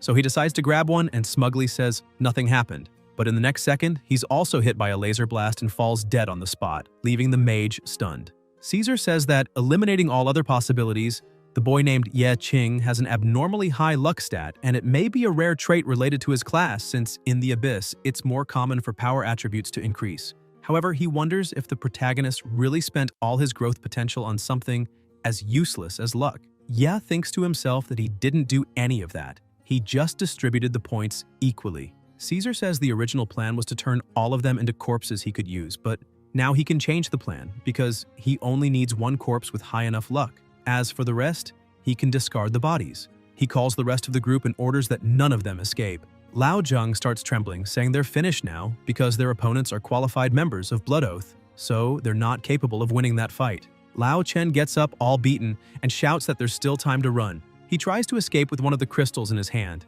The protagonist turns and asks why he's running, because the numbers are on their side. The warrior calls the protagonist an idiot, saying they're still missing one. But he corrects him, saying they're not missing anyone. Suddenly, the mage asks his companion if he heard something, and looking up, sees that small spider-men were coming their way. The system announces that the summon is complete. The group shouts that there are monsters there. Jo-tong starts to worry and says this is bad because now they have to worry not just about the enemies but also the monsters. Ye says he picked up some spiders along the way, so those are on their side. The leader is confused, asking how he controls those spiders and since when he can do that. Ye begins using his ability to scan the enemies. The first is a level 20 enemy necromancer. The second is a level 17 enemy berserker. Then there are 2 level 18 enemy hunters and 1 level 19 enemy paladin. The protagonist thinks he can't be certain of the power gap between the humans and the monsters he summoned, but he doesn't think it will be a problem. However, when he tries to scan Caesar, his skill says it's not possible to identify and states that it can't analyze nearby human enemies of comparable power. Caesar starts speaking, saying he's impressed to discover the protagonist can control abyssal monsters and that apparently he picked up a few tricks from rummaging around. Ye thinks that in that case, the guy's stats probably aren't much lower than his own and may even be higher. Caesar shouts that if they're not level 10 monsters or above, they're not even worth mentioning. He orders his group to take care of the monsters first, then eliminate everyone else, and tells them to be careful not to damage the crystals. The protagonist says the plan has changed a little. He looks at his group and tells them that if they don't want to die, they need to run immediately in the same direction as Lao Chen. The warrior is surprised and thinks he already knew the protagonist was an idiot, sacrificing himself like that to stop the enemy group. However, he thinks it's fine as long as he does it alone. Without thinking twice, he also turns and starts running away. Jo-tong looks at Ye before leaving, but Ye says he's sure they each have their own reasons for exploring the abyss, so if he doesn't want to die, he'd better run. Jo-tong says he'll never forget this sacrifice and also starts running. However, thanks to his luck being one, he ends up stepping on a trap and an avalanche of rocks comes their way. The warrior asks what he just did. Jo-tong screams an apology, saying that ever since he entered the abyss, bad things have been happening one after another and he doesn't know why. Meanwhile, the battle between the two groups begins, and the paladin charges at one of the spiders, landing a direct hit. He says he's going to crush those bugs one hammer strike at a time. However, the spider manages to counterattack and spits web in the paladin's face, causing a distraction. When he finally looks forward, he sees the real demon approaching. He manages to defend himself and says the protagonist is an idiot for trying to take on a level 19 while being level 1. However, he realizes that this strength isn't normal and uses a shield strike to push the protagonist away. While in midair, he thinks his spiders are level 10, so they're good enough to scatter their forces, but against an organized group like Blood Oath, it's not enough. With a quick move, he turns and cuts both of the paladin's calves, who screams in pain. Seeing the opening, he charges in to finish the attack, but 2 shots come toward him. He notices and dodges easily, impressing both archers. One of them asks how a level 1 can dodge that attack. The other says he probably missed and tells him to adjust the speed and try again. The archer does that and fires, but Yes sees the arrow coming and slices it in half. The archer is even more impressed, saying that this time he blocked it. The protagonist ducks and uses the great flame explosion on the ground. The blast destroys the floor beneath the 2 archers, making them fall into a pit full of fire. They scream that the protagonist really is someone extraordinary. The enemy warrior gets ready to deliver a finishing blow to one of the spiders. He manages to defeat it, impressing the rest of the group. He looks at the 2 and charges. Jo-tong begins to panic and says he didn't do anything. Lao Zhang doesn't hesitate and steps in front to protect him from the attack. Even angry, he says it's all the fault of their idiot leader that they couldn't escape. So if he doesn't want to die, he should get up and try to fight. The berserker prepares another blow. The warrior tries to defend, but the strength is unmatched. The hit is enough to shatter his shield and throw him away, smashing one of the rocks behind him. The warrior's sword falls in front of Jo-tong and the berserker starts approaching to deliver the final blow. Jo-tong stands up, trembling in pain, and starts laughing, saying he shouldn't have come to the abyss. Either way, he's doomed to die. He yells that his debts will be paid when he dies, so it's nothing, and tells the berserker to get it over with already. The berserker charges in, but is paralyzed mid-run and shouts that he can't move. Looking back, he sees that Jo-tong is the one doing it. The leader says that this time, the buff hit the right target, emphasizing that he used his immobilization technique and yells for Lao Zhang to make history. However, the warrior yells back, saying he's also immobilized and calls him an idiot. Ye looks back and thinks he's surrounded by idiots. The necromancer starts acting, saying that even if the protagonist has a powerful hidden skill, there's always a limit to one's powers. Also, he doesn't have the stamina for long battles. Ye thinks that casting continuous spells consumes a lot of mana. When he summoned the clones earlier, he lost 1/3 of his total mana. Summoning the spiders also consumes mana. He takes one of the cups from his inventory and starts drinking. The necromancer asks what kind of drink that is. However, Ye says he doesn't care what he's saying because it's already too late to restore his mana. While summoning the dead, the necromancer yells that necromancer is a very powerful S-rank class. The creatures controlled by necromancers are practically immortal, as they won't disappear until the controller is killed. Ye asks if he's talking about body control, and now that his mana is full, starts using his skill, saying the dead should just rest in peace. Quickly, all the bodies start being recycled by his skill, and the necromancer is shocked, asking if that's some kind of evil technique, and where all the bodies went. Suddenly, Ye starts attacking with impressive speed and lands a direct hit on the necromancer, knocking him to Caesar's feet. Caesar turns and says to the protagonist that he really does have some interesting tricks, so it's no wonder he caught attention at the drink shop. Ye says that if Caesar had shared with everyone and let them go their separate ways, everything would have been fine, but he wants to trade human lives for crystals, and that's already an offense, especially calling them cannon fodder. Caesar asks what that has to do with anything and questions if a protagonist can really stop being cannon fodder just because he has potential. He says that's a joke, because people who are trash will always be subordinates. He asks how long Ye will keep pretending to be a hero and emphasizes that he's only saying this to remind them. They live in a world that devours people. Only the strong can keep standing. Suddenly, he hears someone screaming for their life, saying they're just a handyman. Looking to the side, he sees his berserker is about to take a hit. Caesar turns and says that, judging by the situation, it's impossible for all of them, the cannon fodder, to get out of the abyss while he's still there, and asks if that isn't obvious. Lao Zhang shouts, telling his leader to ignore that man, because the moment they rebelled, their chances of making it out alive vanished, and that's why they need to kill them in order to escape. Zhou Tong says he's a support and it's impossible for him to defeat anyone alone. Caesar returns to speaking with Ye, emphasizing that only one group will leave alive from there, and asks if he knows which one. The protagonist crouches down and starts laughing, saying there's one thing he's sure of, and emphasizes that everyone has the right to enter and leave the abyss alive. He begins releasing his aura, preparing for battle. Caesar does the same, saying that unfortunately, Ye was too naive. Caesar manages to land a direct punch and sends the protagonist flying far away. He gets up thinking that Caesar's strength is truly impressive, and that he's definitely the strongest person the protagonist has seen so far. Suddenly, Ye is startled as Caesar charges at him like a madman. With a quick move, he manages to dodge the attack and gains a bit of distance. Caesar turns and says that to him, everything in front of him is just trash. Meanwhile, Lao Zhang yells to his teammate, asking why he's still hesitating. The berserker manages to break free and punches Zhou Tong in the face, saying he's too weak. The former team leader falls to the ground and, unable to react, just stares at his opponent. But before the worst happens, the warrior jumps in and grabs the berserker. He yells for his companion to do something. The berserker turns and lands a blow on Lao Zhang, cutting his chest. As he falls to the ground, he yells once again for Zhou Tong to do something.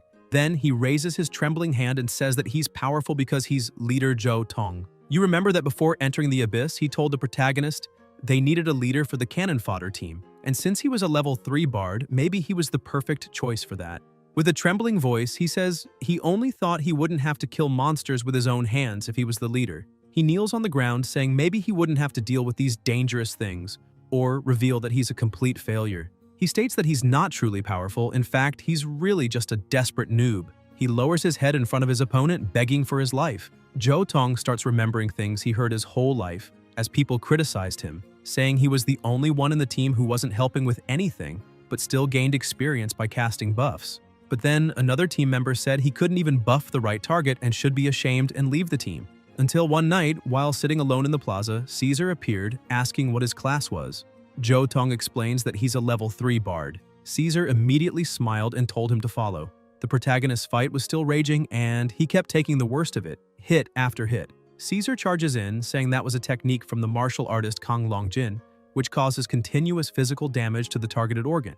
And if Ye uses magic after the hit, the injury will worsen, possibly even causing death. Suddenly, Ye dodges the attack and Caesar keeps talking, saying that move is a signature combat skill that can cripple even a master of magic. The protagonist realizes his opponent is very fast and needs to create some distance. Caesar starts chasing him, asking if he really thinks he can escape.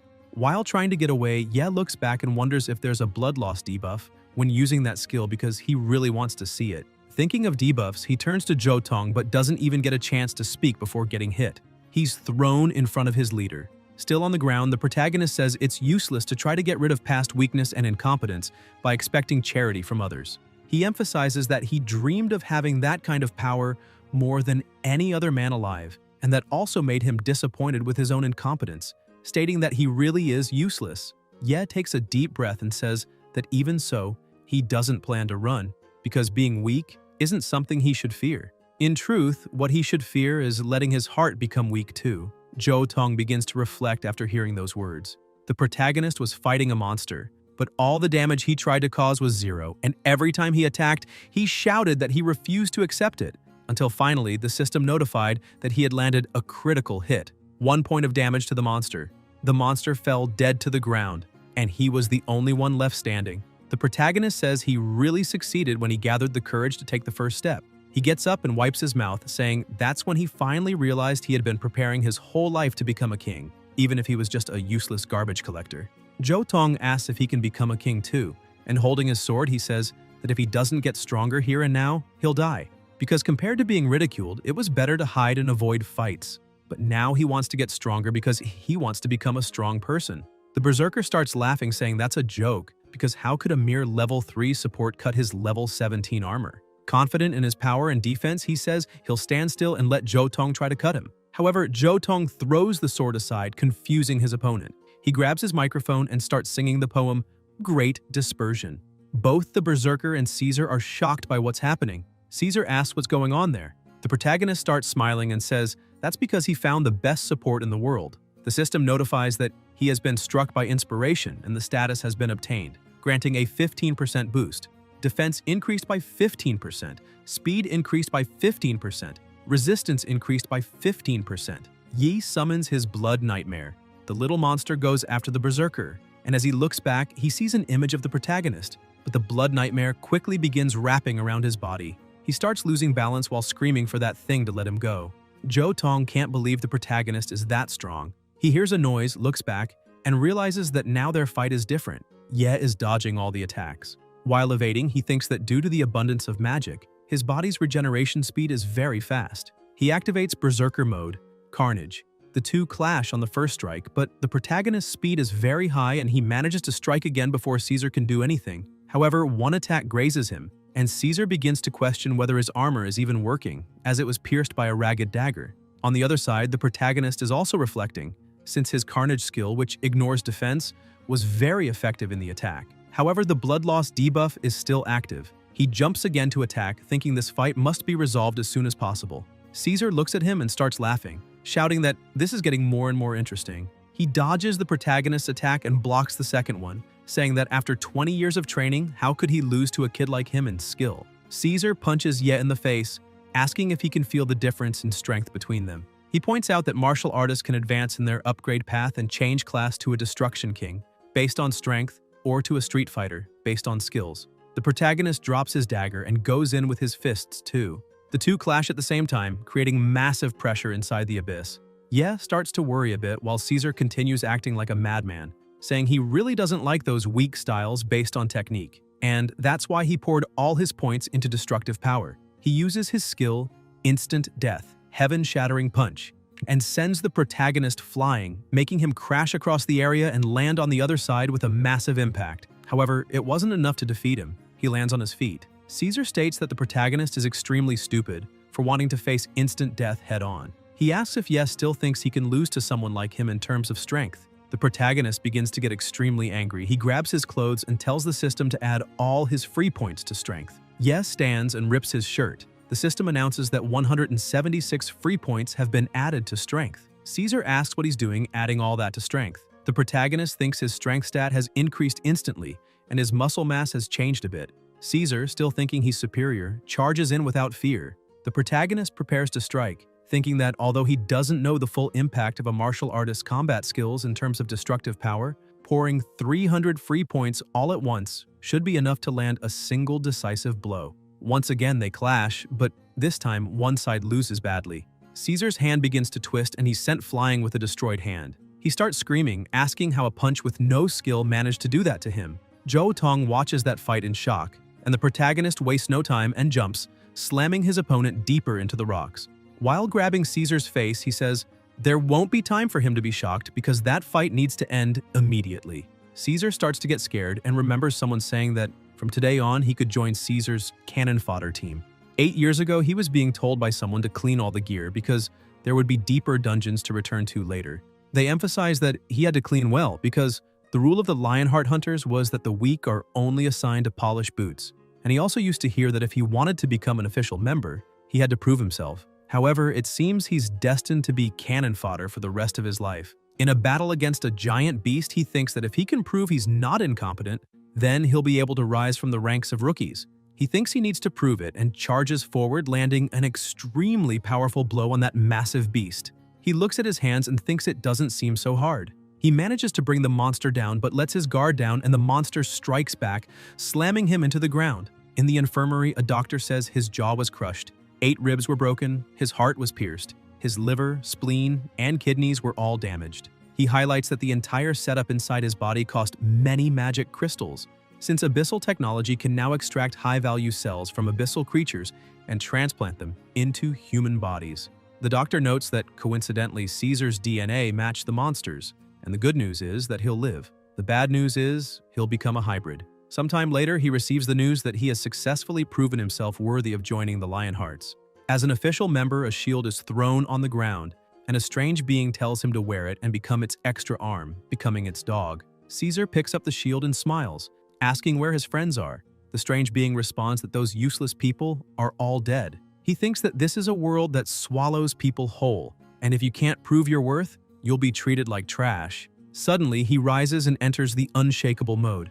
This skill boosts defense, destructive power, and speed. He manages to grab the protagonist's arm, surprising him. Looking at Caesar's hand, he notices it's also been restored. Fueled by rage, he lands a direct punch on Ye's face, pushing him back slightly. Caesar says that the essence of magic crystals is solidified energy and magical fury.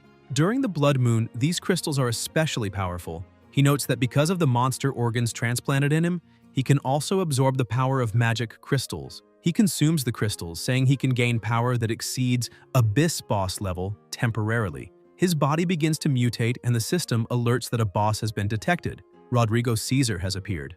On the other hand, the system also alerts Ye that his berserker mode has ended, and he's now entering an exhaustion state for 30 seconds. The protagonist starts brushing himself off and says his opponent has truly been recognized as a boss by the system. He starts wondering what happened to that guy's body. Caesar continues radiating more and more power and says all he needs to do is give up human dignity. Ye looks at Jotong and gets an idea. Caesar starts attacking, kicking several rocks toward them, saying they should just give up their human bodies and become monsters with no moral restraint. The two begin dodging the rocks being hurled, and Caesar charges at the protagonist, saying he accepts the price of that power. As he runs, he looks back and sees Caesar closing in more and more. Even Jotong, who was a bit farther away, begins to tremble at the overwhelming aura. He stares at that monster in front of him and thinks that without a doubt, they, the trash, don't have the power to fight against truly powerful players. However, Ye Qing, the name of that person with hidden strength, is already far better than his teammates, and even so, he's no match for that thing and could be killed with a single punch. Jotong keeps thinking that even though he's exhausted all his strength, he still activated that unshakable power. His body just reacted instinctively. Caesar starts laughing hard and says the weak tremble before the strong. That's an unchanging truth. He keeps laughing and says that to be strong, you must show that ugly face. Suddenly, he turns and says he almost forgot something. Jotong tries to cover it up, saying he swears he didn't see anything about him being ugly. Caesar says it doesn't matter because he messed up the crystal collection mission anyway, and he's the last cannon fodder to witness this tragedy. Caesar begins screaming that he'll give him a heroic death. However, Jotong pleads for a moment and says that if he has no choice but to die, then he'd like to say one last thing. Caesar grabs his neck, saying he talks too much, and asks what his final words are. Behind them, the body Caesar had defeated, the protagonist starts to dissolve, revealing it was the blood nightmare. Jotong says his last words are that he wants to leave the abyss alive, and that maybe he's not the only cannon fodder to witness this tragedy. Caesar is confused and turns, seeing blood bubbles forming.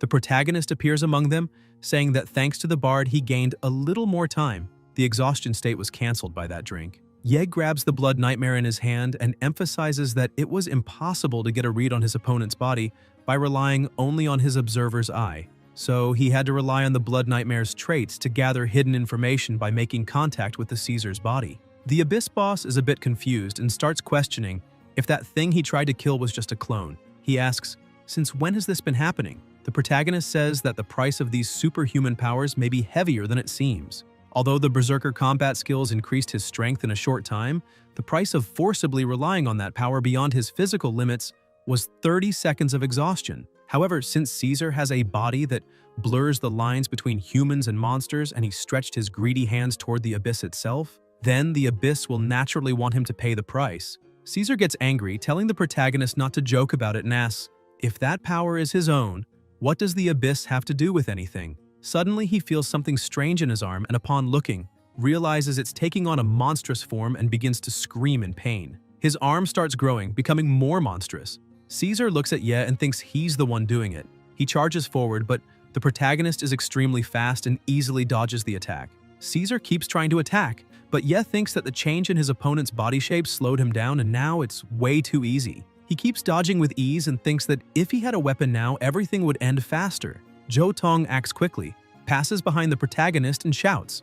As Ye turns, he throws a dagger, asking him to catch it. The protagonist grips it firmly and tries to create some space, but Caesar continues charging without hesitation. Seeing a small opening, the protagonist blocks and with a quick move, manages to get behind Caesar and stab him with the dagger. Caesar starts feeling unbearable pain and asks if every strike is a critical. The protagonist just watches and asks Caesar not to forget that he's just a guy who doesn't bother anyone. He just put a few points in agility. Caesar starts getting furious and charges in, shouting that humiliating him will only make the protagonist's death worse because he is of a superior existence. Ye dodges again and says Caesar isn't anything special. Landing a punch imbued with flames, he states that in his eyes, Caesar is 100% a monster.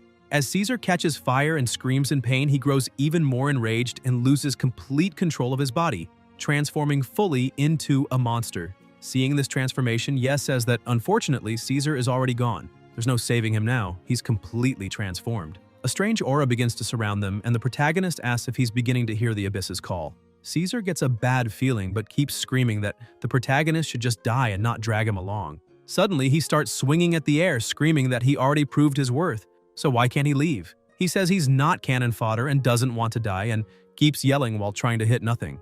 Zhou Tong says that man has gone completely insane and that now's their chance. A few minutes earlier, Caesar was laughing, thinking he had won the fight.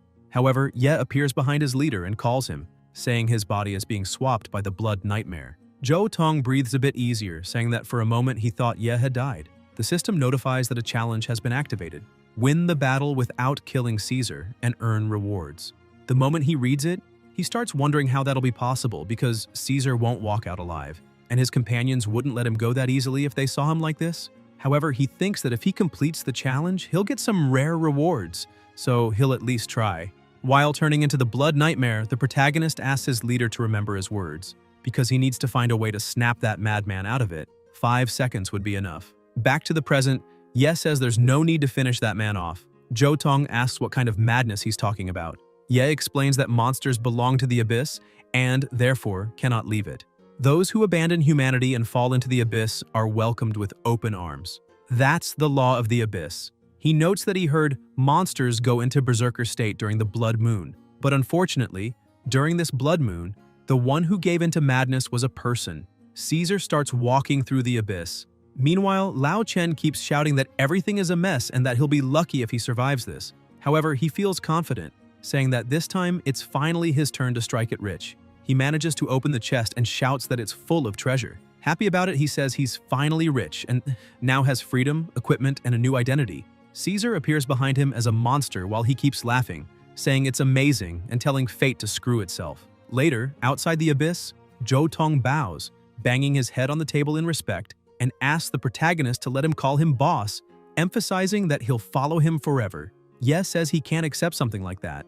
Zhou Tong emphasizes that he spent his whole life preparing to turn things around, and ever since he heard that phrase, he's been determined. He chose to follow the protagonist everywhere. Ye takes a deep breath and says he was just trying to sound cool at the time and that looking back now, he was talking a bunch of nonsense. Zhou Tong scolds him and says that's not it, because it was only with his encouragement that he discovered his own value and the goals he's aiming for. Ye asks what his plans are for the future. Zhou Tong says the protagonist said he was the best support.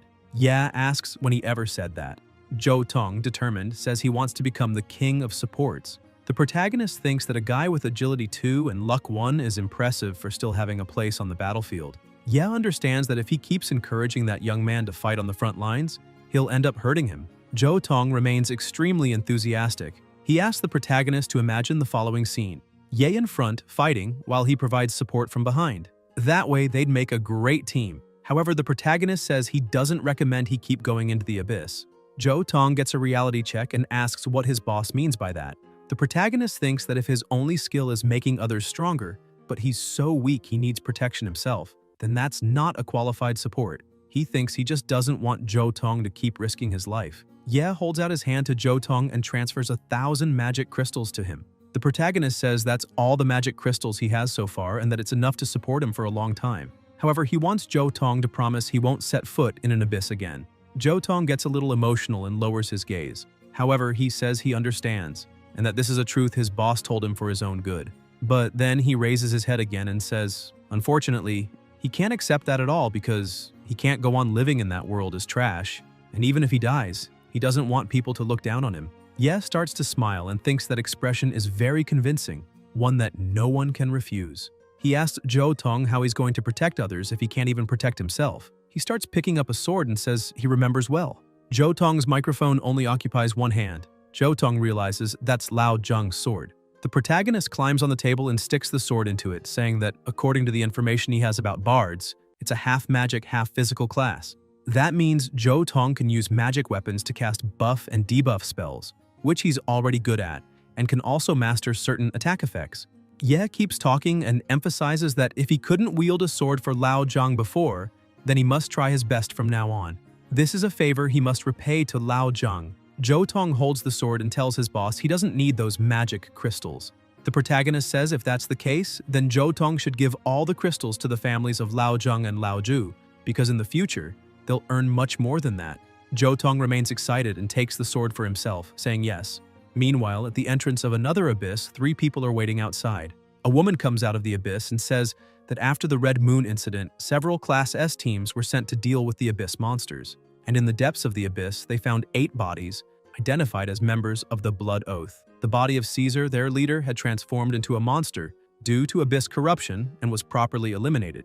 They also found other bodies with an identifier. The man sitting asks who those people are. The woman hands him the report, saying one of them has always been accused of being a team killer during abyss invasions. His name is Lao Chen. She notes that high-quality equipment was discovered near his body and that he probably found the mutated corpse of the former team leader and died in combat.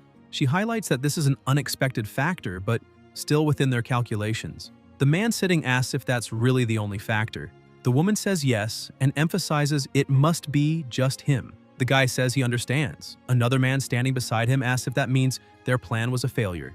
The man sitting replies that Caesar was just a small fry who failed to prove his worth, so they can always find others like him. The next day, at the People's Hospital of Shenfeng, some people are walking normally through the hospital visiting patients. However, inside a room with the door closed, a man is completely broken down. Sitting on the floor, crying in despair, he begs forgiveness from his son, saying he had no choice, but he'll have to do it again. With the key in hand, he begins to use it, and an immense amount of strange energy starts being released.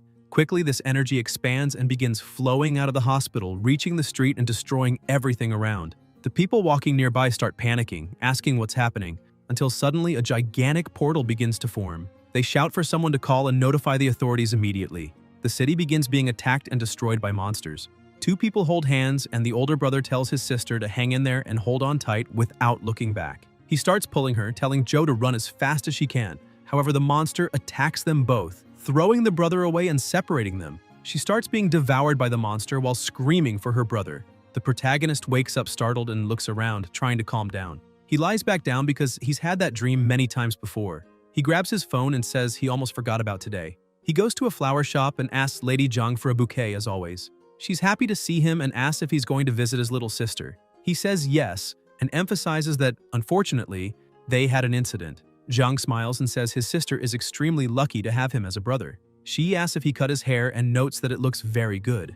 Ye explains that on the way he was stopped by the military fanatic old man. He takes the chance, goes over to some flowers, and tells Zhang that he imagines she'll put those flowers out too, so he'll help her. She smiles and thanks him for his kindness. Outside, they see several police trucks passing at high speed. She comments that she's been seeing a lot of vehicles going to the hospital lately and that apparently they all seem to belong to explorers. She asks if something's going on. As soon as the protagonist hears the word hospital, He activates his power and immediately leaps, using all his speed to get there as fast as possible. Still in the air, he sees that a massive portal had formed. The police were shouting for all barriers to be opened immediately. Ye is shocked, wondering what an abyss portal is doing there. He goes to the authorities, but one of the guards says that civilians need to keep their distance because the area is under lockdown. However, the guard is surprised because the protagonist completely ignores him and keeps walking toward the abyss entrance. Another officer arrives and asks what kind of joke is going on there and why the guard is letting just anyone pass like that. The guard replies that her supervisor shouldn't ask him that because that guy and the people who came before him are folks they should never mess with. The protagonist keeps heading into the portal angry and says his sister must wait for him because this time he won't fail. As soon as he arrives on the other side, he says the abyssification happened because the hospital was transported to another dimension, and the space there is far larger than the previous hospital. He wonders if the same thing that happened at the mall is happening again. Ye looks around and notices that the room has already been cleared, probably the work of the team that came before him. He finds an empty bottle on the floor and comments that the people who came earlier are doing well financially too, because that bottle isn't something someone with a common class could afford. The protagonist asks for his skill to retrieve the effective magic bottle. The bottle appears full in front of him, and the system explains that the effective magic bottle restores 85% MP, removes fatigue, and halves consumption for the next 30 seconds. He stores that small bottle and says that even if he faces the abyss alone to find his sister, the magic consumption will be heavy, so he must be as prepared as possible. He keeps walking until he reaches a fork. He uses his exploration vision skill. The system gives a hint, saying that both paths lead to a point of no return. He comments that it looks like he needs to choose a direction. Looking at the ground, he notices that the previous group left some markings there, and they seem pretty recent, so they were probably left by the hunting team that came before him. He assumes they're there for a rescue mission, so he decides to take the other route to increase the chances of finding his sister. He grabs a torch and looks into the darkness, saying he doesn't know how long he'll be in there, so in the worst case, he'll have to worry about the entire place. He starts getting even more irritated and pushes himself, saying he doesn't have time to wait around because a normal person can't survive long in a place like that, so he needs to hurry.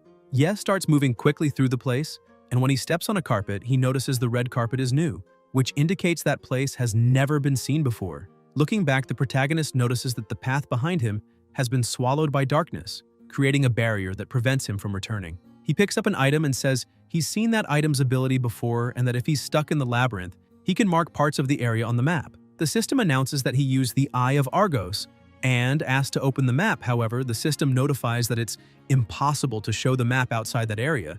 Ye says it's no wonder the others use blades to mark locations in that abyss labyrinth. The system's orientation is completely ineffective. That must be one of the so-called rules of the abyss. He hears a noise behind him and, turning around, realizes something strange is emerging from nowhere, making him wonder if that place is a trap. However, he quickly dismisses that possibility because he didn't hear any mechanism moving. He also notes that there's something strange because that room is too quiet.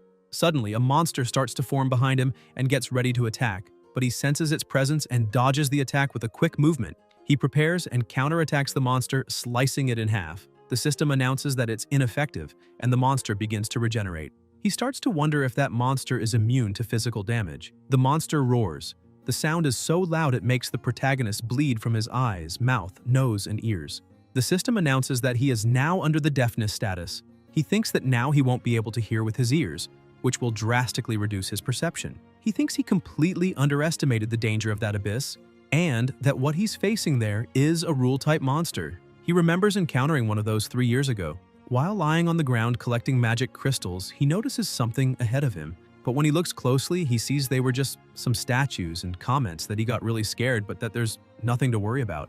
He turns and goes back to collecting the magic crystals. The statues begin to stare at him and move closer while he's focused only on the crystals. As soon as he looks back again, he's startled to see the statues are already very close to him. He asks if it's possible that he's hallucinating since those statues were on top of that rock mound just seconds ago. Suddenly, another collector appears beside him, shouting that he can't turn his back to the statues and that he mustn't blink because those are monsters, weeping stone statues. He asks what that is, because just hearing the name gives him chills. The man shouts at him again, saying he mustn't take his eyes off them, and begs him to keep looking at the statues. The guy starts to explain that the monsters in that abyss follow certain rules, and that's logical. The higher the monster's level, the stronger the logic. The weeping stone statues in front of him are Class S creatures, but they usually don't attack awakened ones. However, their rule is that once you start looking at them, the bodies petrify like statues and lock onto you. As soon as you look away, they rush at you at a speed fast enough to kill most awakened ones instantly. The protagonist asks what they should do now. The man comes over to him and asks him to follow his lead. He explains that they should retreat slowly until they're out of the room and mustn't blink. The two begin walking backward, watching the statues, until they manage to leave the area. However, the protagonist trips on something and falls to the ground, scattering all the magic crystals. As a result, both of them look away, and the statues charge. The man runs, pulls a lever, and quickly closes the room's entrance. Ye, shaken, falls to the ground relieved and thanks the man, saying it's thanks to him that he made it out alive. The man keeps laughing and says the protagonist got lucky this time because if he had attacked a weeping stone statue like other awakened ones, besides realizing he couldn't deal any damage, he would have been killed in the blink of an eye. The guy keeps laughing and comments that although they're just collectors with little combat ability, when it comes to experience, the protagonist rushes at the monster using his magical skills, thinking they're not worse than the other awakened ones. He keeps moving forward, saying that if that monster in front of him has a physical immunity rule, then maybe magic attacks are its weakness. He uses the Great Flame Burst.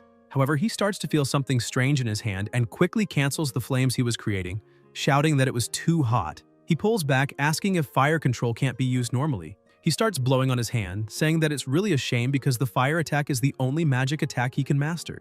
The monster prepares to attack him, and he remembers that he still has one card left. He manages to dodge and says that the whereabouts of the ship still haven't been found, so he won't just stand in that first room without moving forward. The demonic spirit has physical immunity, but its attacks are mostly physical. That rule-type abomination is kind of strange. The monster charges at him again, but the protagonist manages to dodge. The monster gives no space and keeps attacking, pressing Ye to the limit.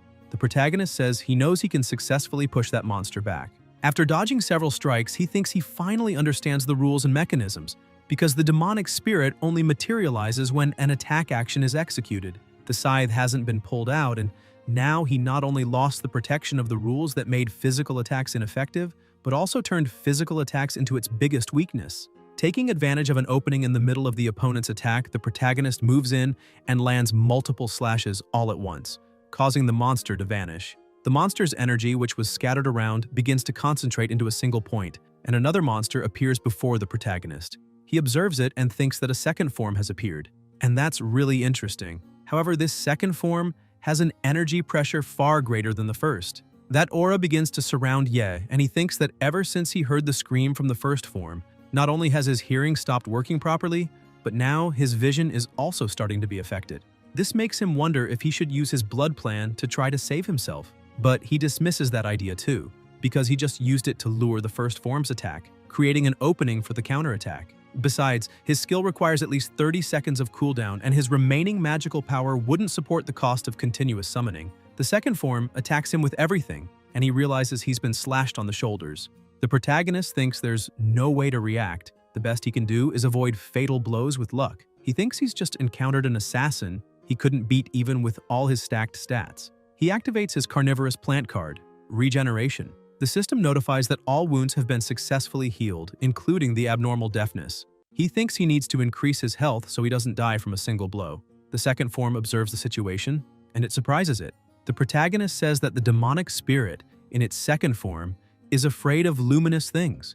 Even the faint light from the healing magic makes it back off. Determined, Ye begins to smile and ignites flames in his hands again. The second form hesitates, and the protagonist intensifies the flames, spreading them over his whole body. He starts to catch fire, but that prevents the second form from coming at him. The system warns that he's burning, but he keeps laughing and says things are finally getting interesting. He begins to run toward the second form, which, terrified, runs from him as much as it can. He keeps running, saying that the demonic spirit fears flames because flames are its life force. It's just an innocent soul that died in a fire. However, fire element abilities were cursed, becoming unusable. So, if he can't launch a fireball, he activates his spirit charge, saying that he himself will become the fireball. With the spirit charge, he manages to reach the second form and uses the great flame explosion on his own body, causing a massive blast. He's thrown far away while the evil spirit catches fire. The system reports that he has successfully defeated the evil spirit, however. His health is below 1/10. Additionally, the system also says his arm is severely burned, and he cannot wield weapons or cast spells. Ye starts laughing, saying that the price of that victory was a bit high, and that now he needs to wait until the regeneration skill finishes its cooldown. He looks at the second form, shouting, and says it can't burn to ashes because he still needs to recycle it. He uses his skill and commands it to recycle immediately. With that, he manages to obtain a Soul Reaper artifact. With it, it's possible to summon the demonic spirit to advance and unleash a wide-scale harvest with the scythe, dealing 5 times the base damage. If any target dies due to this ability, Despair Harvest will be activated immediately, restoring 5% of the user's health and mana. If Despair Harvest is triggered more than 5 times at once, then he will enter an incorporeal state for 1 second. In the incorporeal state, he will be immune to physical attacks and obstacles. His attack will not cause death, or the user will suffer backlash equal to the damage dealt. Artifacts cannot be equipped, as they are bound to the user's soul and cannot be swapped. The protagonist stares at the card and says that the cards he got this time are different, as it's the first time he's seen a soul-bound artifact card. Ye says that the Soul Harvest Blade seems capable of converting the dead target into human health. If summoned inside a large group of soldiers, it can wipe out the entire group in a single move. However, the cost of using the artifact is that if the attack doesn't kill the target, he will suffer the backlash of the damage dealt or even die suddenly. So, he must use it at exactly the right moment. The protagonist looks to the side and sees that the door that was previously locked has now opened. The system also notifies that the regeneration cooldown has ended. Immediately, he begins healing and asks his sister to hold on just a little longer because he's coming. In another room, something terrible was happening. A butcher was doing his work and throwing something into a bucket. Xiaozhou gets up with a bottle in her hand. She throws the bottle far away, causing noise. The monster that was near her looks to see where the noise came from. She uses this moment to get out of the pile of trash but falls clumsily to the ground. She looks ahead and sees the doll her brother gave her. Even without strength, she struggles to grab that doll, saying she will never let them hurt him. However, the doll is crushed right in front of her. As she looks up, she sees that the monster from earlier has already returned. It starts screaming loudly, making her so afraid that she can barely move. She just calls for help from her older brother. The monster prepares to attack and suddenly someone appears, slicing the monster in half. Xiaozhou is shocked by the strength of that attack. The man in front of her is a warrior swordsman known as Wu Ming. Still shaken by that strike, she says he's a hunter, but the man simply turns around. She tries to call him, but he just keeps walking. She runs and grabs his legs, screaming and begging Ming to take her with him. The warrior turns and says there are no more monsters there, so she should just hide because if she follows him, she will certainly die. Xiaozhou thinks about her brother and says she has to stay alive until she sees him one more time because of the promise from 7 years ago. Ye was sitting with his sister's doctor. He says her spinal nerves were badly damaged and therefore fears she may never be able to walk again. The doctor emphasizes that it's a miracle she can still move her upper body. The protagonist asks if that means she really won't be able to stand again. The doctor says that's exactly it, as spinal nerve damage is theoretically irreversible. At least theoretically. Ye asks why he says theoretically, and, thanks to that word, becomes filled with hope, saying that means there's still a chance. He asks what needs to be done. The doctor takes a deep breath and says that theoretically science can't do anything. But he's heard of cases where blind people recovered their sight inside the abyss. Because in recent worlds, there may be a way to heal his sister in a way that science still can't with any tool. That mysterious power can't be explained by any science. And if his sister's condition was caused by a monster in the abyss, then the solution might also be in there. Ye starts looking at his hand and says that if the cure may be in the abyss, that means if he can enter the abyss, then he might be able to cure his sister. The doctor puts a hand on his head and tries to explain that only researchers can go in there, and someone like him entering would only be committing suicide. The doctor tries to say that instead of worrying about that, he should worry about the problem in front of him, and says that even the hospital's routine treatment costs an arm and a leg. The daily treatment is at least 8,000 won. The protagonist, without hesitation, bows to the doctor and promises to do his best to gather money, asking him to take care of his little sister. The doctor says he'll do everything possible to keep her healthy and safe. However, the hospital bills must be paid on time. Ye starts walking away, saying he understood, and emphasizes that he'll gather the full amount as soon as possible. While walking down the hallway, the nurses start whispering, asking if they were talking about that boy, because his parents died that day and his sister became disabled. He's the only one left. They begin to say they feel sorry seeing such a little boy in that situation. With tears streaming down his face, he reaches his sister's hospital room door. Before entering, he puts a smile on his face, wipes his tears, and, as he opens the door, tries to look as cheerful as possible, shouting that he's back. Xiaozhou, worried, looks at him and asks where he had gone. He jumps onto her bed and says he was talking to the doctor. All happy, he tells her he's going to a place called the Abyss. His little sister, not knowing much about the world, asks what the Abyss is and whether it's safe there. The The protagonist keeps smiling and says yes, emphasizing that it's not dangerous, and he just needs to stay behind other people. She just listens quietly. Then Ye gets up and starts to leave, but before leaving the room, he says he almost forgot. Suddenly, he turns and shows her a teddy bear. He says he won't be able to show up for a while, so while he's gone, that teddy bear will take care of her for him. Xiaozhou gets worried and says that he's her only family and she doesn't want him to put himself in danger again. She asks him not to go anywhere that has monsters. Ye approaches his sister, still smiling, and says, "There's no way around it. He found a job that will pay very well, and then they'll be able to treat her legs. And as long as she waits just a little longer, she'll be able to walk again." Xiaozhou says that if her brother has to go to dangerous places for that, then she'd rather stay in a wheelchair for the rest of her life because she doesn't want him to go to where the monsters are. She says this is a pinky promise. Ye also hooks his pinky and promises not to put himself in danger. Back to the present, she keeps clinging to the hunter's legs and says that if she stays in the abyss, then her brother will find a way to come too, and she doesn't want him to risk himself for her again. That's why she can't die there. And besides that, she doesn't want her brother to die either. Ming keeps looking at her and says that apparently she's very stubborn. He picks her up and places her in a wheelchair, saying that's actually interesting. However, if a monster tries to attack her, he won't protect her. She manages to recover the teddy bear her brother had given her and is happy her chair is intact. The hunter turns to her and says she's not his employer, so whether she lives or dies isn't his concern. She says that's fine and asks him to just do his job, while she watches from a distance and won't get in the way. He introduces himself to her, saying his name is Wu Ming and that he's a warrior swordsman. Meanwhile, elsewhere in the abyss, the protagonist was walking and says that although he worked as a scavenger for a while, he saw many potions capable of healing wounds that could only heal those caused by monsters, with just a few exceptions. One of the rules of the abyss is that you can't heal injuries that were already there before the person entered. So, if a person has burns before entering and gets injured by a monster, they'll be healed to the state they entered in. If the burns happened outside the abyss, they can't be healed inside.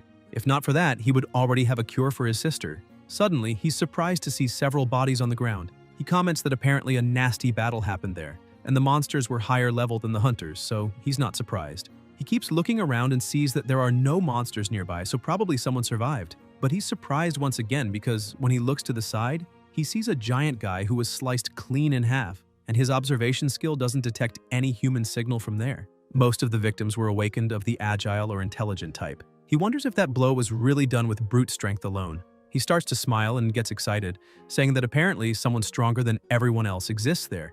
And to be more specific, this guy is an overwhelmingly powerful existence. Ming keeps walking while Xiaozhou follows him. Suddenly he steps on a trap and she gets scared. Some lights begin to appear on the ceiling and strike the hunter's body, making her panic and start screaming. However, the hunter remains standing as if nothing happened, and his wounds start closing immediately. She asks if they should really keep doing this and says it hurt too. Ming doesn't understand what she's talking about. 4 years ago in the ancient tomb of the abyss, the boss-level king was defeating every hunter who approached him like it was nothing. Ming was one of the hunters who entered to face him. He remembers an old man yelling at him and his group, saying he paid a fortune for nothing, that they were mercenaries and should do anything for money. The old man pointed at them, shouting that they should never forget he could buy their lives twice over. Ming thinks he's a criminal, and having no legal support, could only join private hunting parties as a mercenary. And among those crazy groups, there were some truly indifferent to life and death. They took on virtually suicidal missions and charged double for it.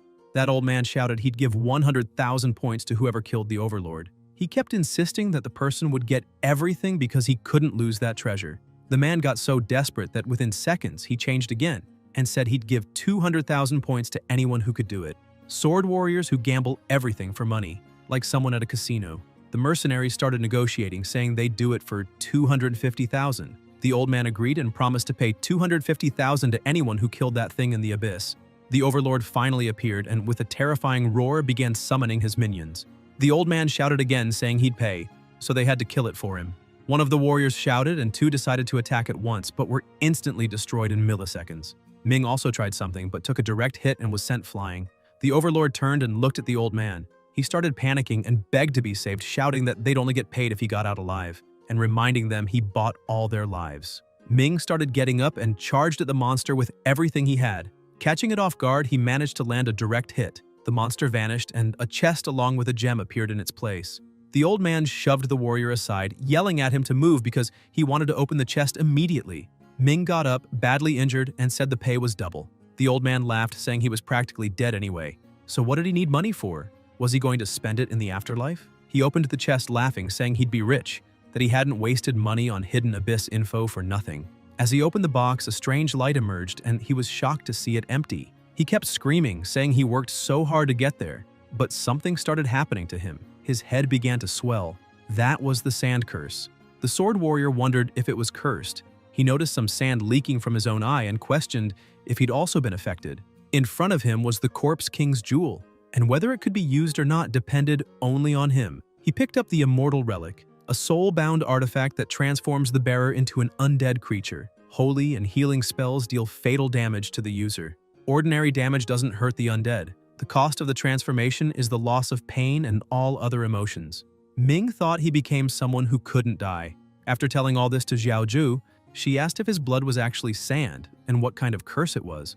Ming just ignored the question and turned away. She yelled not to be ignored like that. Meanwhile, elsewhere, the chaos was on. Countless monsters gathered and charged. Ye began walking toward them, defeating one after another. He thought he had rushed too much and hadn't distributed his points carefully, so he ended up spreading them evenly.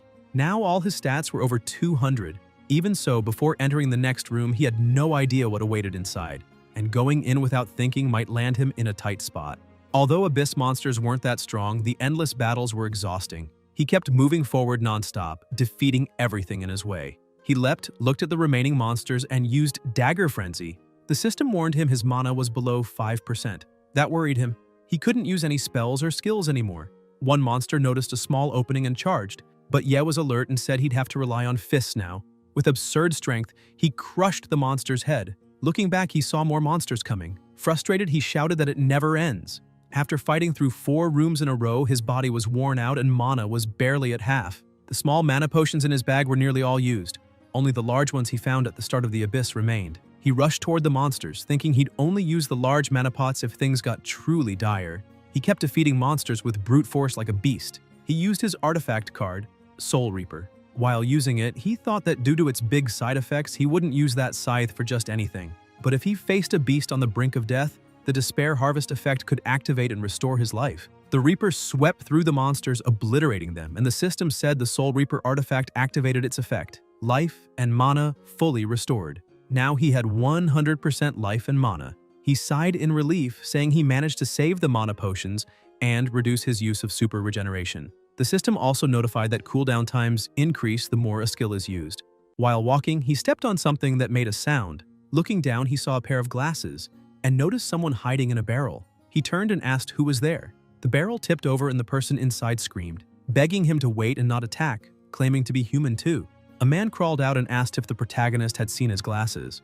Ye picked them up and handed them to the man, who introduced himself as doctor and researcher Song Qingshan. The doctor said he didn't know exactly what happened, but earlier several monsters showed up where he was, the same ones Ye had just killed. He said he was so terrified he only thought about running and ended up in that weird room with no choice but to hide in the barrel. Ye asked if he knew of any other survivors. Qingshan said that was impossible since it was a hospital, and if people with all limbs intact couldn't survive, let alone those sick or missing parts. Ye got furious and grabbed the doctor by the collar, asking how he could say things like sick or missing parts. If he really was a doctor, he shouldn't speak like that. Qingshan asked why not and said he was a doctor, not a hero, and couldn't fight those monsters. He asked if Ye understood. He added that even when rescuing others, one's own life must come first. If he were strong, he wouldn't have been hiding in a barrel. Then asked if Ye came to save him. If he was paid to, he shouldn't be talking crap. Lionheart must have offered a massive reward if he got him out. Ye remembered that name and thought of the Emperor. A few days ago when he defeated the Emperor, a small shield had dropped and he got 150 points. Ye had asked Zhou Tong what that guy just dropped. Zhou Tong said he'd seen it before and thought it was the Lionheart Hunter's emblem. Ye said that was the group of super hunters who only accept the strongest, with entry requirements so absurd they were nearly impossible. Back to the present, Ye just turned away and ignored the doctor. Qingshan yelled at him, saying he just came from that direction, so the exit had to be the other way. Ye said the doctor came from the infirmary, but Qingshan didn't understand and asked what that had to do with anything. He said Ye shouldn't care about saving those weirdos since they're all trouble and wouldn't be able to pay for a rescue. Ye said sadly that he was sorry, but his sister was there. When the doctor heard that, he realized Ye wasn't there to save him and wasn't part of Lionheart. Ye confirmed it and said he just collects trash and doesn't usually rescue it. Ye begins unleashing his power, saying that when it comes to trash like Qingshan, He doesn't even want to bother collecting him. The passage that had been sealed now starts to open, and the protagonist moves toward it. The doctor runs after him, warning that the place has become a confusing labyrinth, and if Ye happens to take the same path he came from, he will certainly encounter an absorption, and they could end up getting lost. Still, he offers to help, saying he can guide the protagonist through the abyss so they can find his sister together and return safely. Ye keeps walking in silence. Qingshan steps in front of him and says he'll take that silence as agreement, urging him to follow since that's the path he had taken. The doctor leads the way through the first portal with Ye right behind. Qingshan asks what group Ye belongs to. The protagonist replies that he works alone. The doctor is shocked, questioning who would work alone in such times, since anyone capable is quickly recruited by major groups like Tartarus, Lionheart, or Cloud Top. He explains those groups pay hunters very high salaries and then suggests that once they get out, he could introduce Ye to some of them as a reward for his help. The protagonist grows irritated, glares at him, and says his sister's name is Ye Xiaoju. If he really wants to guide and help, then he should shut up and do it silently. Upon hearing that name, Qingshan becomes desperate. He recalls a past conversation where he had asked about the condition of those two test subjects since, according to the documentation, both were underage. A man laughed and told the doctor not to worry because those girls' families had no means. One of them was Ye Xiaozhou, who lived with her older brother. The man explained her brother was a mercenary who risked his life in the abyss to make money, and sooner or later he would die there. The other was Lin Shugu, whose father had just gotten out of prison and survived on scraps. The doctor stared at the man and asked how he had convinced them. The man responded mockingly, asking if he really thought persuasion was needed. He had only asked if they wanted to be a burden to their families. He told Lin Shugu that her father was unemployed, struggling to afford her treatment, and had been visiting her less often. Maybe she was already a burden to him. Then he pointed at Ye Xiaoju, saying he told her to think about how her brother constantly risked his life to pay for her treatment, and asked if she didn't want him to be safe. Ye Xiaoju immediately said yes. Seeing their interest, the man laughed and said there might be a new treatment that could cure them both and prevent them from being a burden, asking if they wanted to participate. Lin Shugu asked to go first. Ye Xiaozhou also raised her hand, saying she would love to be able to stand on her own and no longer be a burden to her brother. The man placed two papers on the table, praising them as good children and telling them the agreement was right there. Just sign. Inside the lab, the man and the doctor watched the experiments, and the man commented on how easy it was to deceive people like that.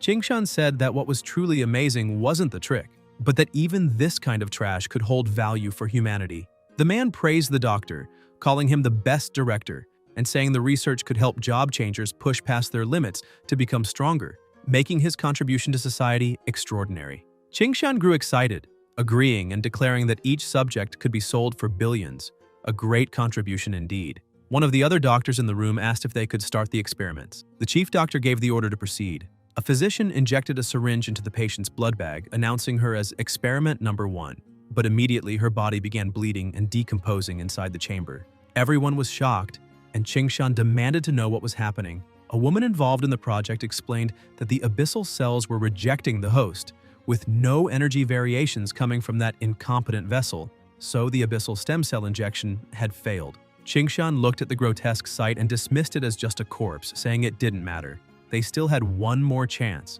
Suddenly, the woman says there's a big problem because someone is causing trouble. Qingshan asks who it is, and she points to the screen, saying it's the father of the girl they just tested. Qingshan becomes irritated and orders that the man be brought in. The doctor's accomplice says he will fetch him personally. By the time he arrives, the guards have already restrained the man. He demands to know what they're doing, saying they can't beat a patient inside the hospital, and stresses that the director ordered the man to be brought in. On the way, the father starts smiling, saying his daughter is with the director. When they reach the experiment room, Qingshan introduces himself and says he's the director of that hospital and that the man's daughter is right there. The father looks around in confusion and asks where his daughter is. The director points at the tank and says she's inside. He explains that unfortunately she agreed to it, but there were complications. Qingshan says he's sorry, that it's truly a pity, but they will compensate him as outlined in the contract his daughter signed. Seeing this with his own eyes, the man is shocked and begins to cry. The director tells him that he won't even be allowed to keep what remains of his daughter's body because the hospital needs it for research. The father loses control, punches Qingshan in the face, calls him a worm, and screams at him to give his daughter back immediately, asking why such a horrible experiment would be allowed and where their humanity is. The director yells that the girl was nothing but a cripple who couldn't even use her own body, and that in this way she contributed more to society. He adds that the compensation is more than enough, so the father should be grateful for what his daughter did, take the money, and disappear. The father continues sobbing desperately, screaming that his daughter was just a child and letting her sign that contract was the same as committing murder. He insists he doesn't want money. He wants his daughter alive and well. Qingshan says the man is just insolent and orders the guards to take him away. As he is dragged out, the father shouts that he will send everyone there to hell, throw them all into the abyss, and make sure no one escapes. Qingshan then turns and asks how Ye Xiaoju's experiment is going. A man says no energy has been detected yet and that more detailed observation is needed, but then asks whether that girl's brother might also put on a show. Qingshan keeps sneering, saying that even if he did, it would only be a little performance because he's nothing more than a garbage collector. Back in the present, the protagonist notices that the moment he mentioned his sister's name, the doctor went silent, so he asks if by chance they know each other. Qingshan tries to distance himself, laughing nervously and saying he's never heard of that name and maybe she's behind the next door. Trembling with fear, he wonders if this man wasn't supposed to be just a trash collector.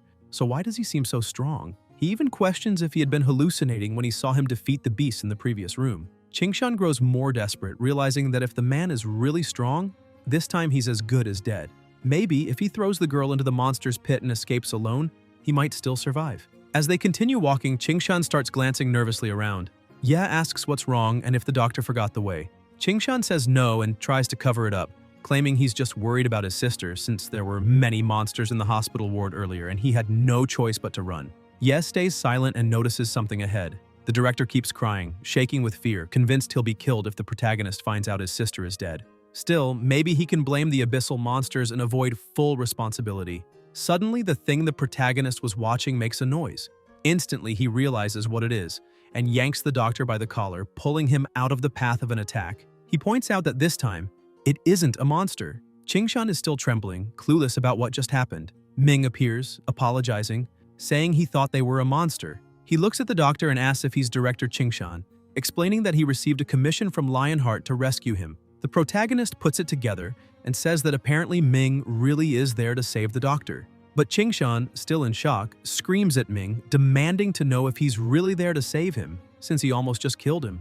Ye begins to say that he should have realized it sooner, since that same sword had left marks near the entrance of the labyrinth, and even if a whole team had been wiped out, it doesn't surprise him that someone as strong as Ming could have handled everything alone. Ming steps forward, introduces himself, and says he is a double mercenary. For the right price, the lives of his companions mean nothing. The protagonist watches and thinks he's seen deranged double mercenaries before, men who risk their lives in the abyss for higher pay, sometimes claiming the entire reward if their team dies. The doctor explains that he is the one who needs to be saved here, asking Ming to take him. Ye grabs the doctor and insists that he doesn't believe this man is here to rescue anyone, since his sword is radiating murderous intent. Qingshan argues that he doesn't feel anything, but the protagonist cuts him off and tells Ming he isn't there to sabotage anyone's mission. However, the director asked him to throw them off track, since his sister was in a room right behind the mercenary.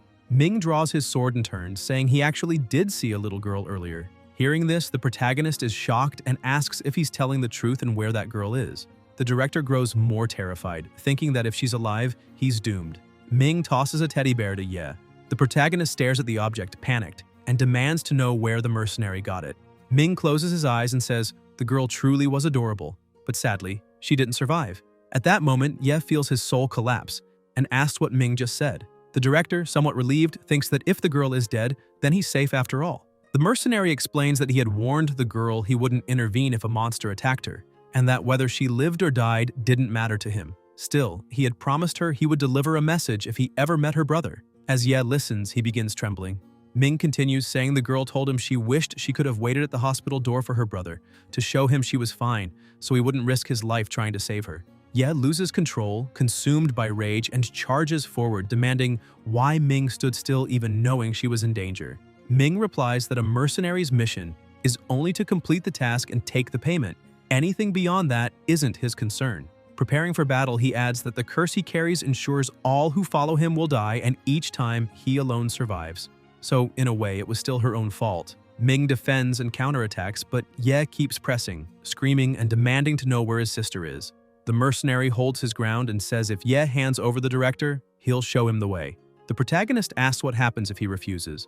The director interjects that he's still standing there, hearing everything. Ming answers coldly that if Ye refuses, he'll show no mercy to anyone and send them all to hell, even comrades he once fought beside. He launches another strike, but Ye dodges and finds an opening, disarming his opponent. He rushes in, demanding what Ming can do now that he has no weapon. Ming simply studies Ye's movements and manages to grab both his hands at once. He activates a skill called Disarm, which disables any weapon for 8 seconds, then headbutts Ye and throws him back. Ye steadies himself to continue fighting and admits that, for a moment, he thought the mercenary only knew how to use that weapon. But this was unexpected. Ming explains that double mercenaries in dangerous situations are always the first to be used as human sacrifices, even against unknown monsters. As a result, they must learn to use their bodies as weapons when needed. He adds that he hasn't even used half his strength yet. Picking up his sword again, he points it at Ye and declares that now he doesn't stand the slightest chance of winning. Ming prepares to attack once more with the emerald blade. Ye watches the weapon and thinks that although the sword is extremely powerful, its size and weight make it slow, and as long as the target moves before the strike is completed, it can be avoided. Ming continues his assault, but the protagonist manages to dodge, though only with great difficulty. Ye realizes his opponent is truly fast and, without hesitation, summons his creatures. Ming is caught off guard when Ye's spiders manage to entangle him, but with sheer brute strength, he rips through the webs and charges the creatures, declaring that Ye will never succeed if he relies on them to defeat him. Ming unleashes his rock-shattering strike, tearing up the ground in front of him, and says that if the protagonist really thinks he can defeat him with such tricks, he is completely mistaken. But Ye suddenly appears behind him, surging forward like a missile.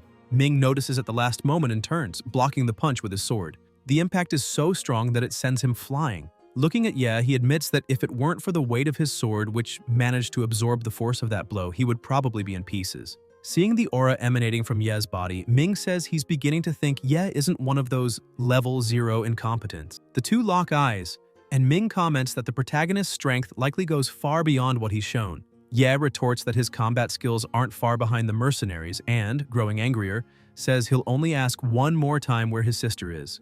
Ming remembers being with Ye Xiaoju, who once said her brother was very strong, and he asked her who was stronger, him or her brother. Ming had been confused, asking who her brother was. Ye Xiaoju had explained that she had the best brother in the world. Even though he was just a collector, he strove every day to become stronger. She admired him deeply and hoped one day to be like him. Ming had looked at her and asked if she really believed her brother was strong, since from what he knew, collectors were usually level 1 or low-class jobs and had nothing to do with real strength. But she had refused to believe it, shouting that he was lying. She explained that whenever she saw her brother's determined eyes and his muscular arms, she knew he was a true warrior. Ming had grown curious, wondering what kind of person her brother really was, and she had said that when the time came, she would introduce them.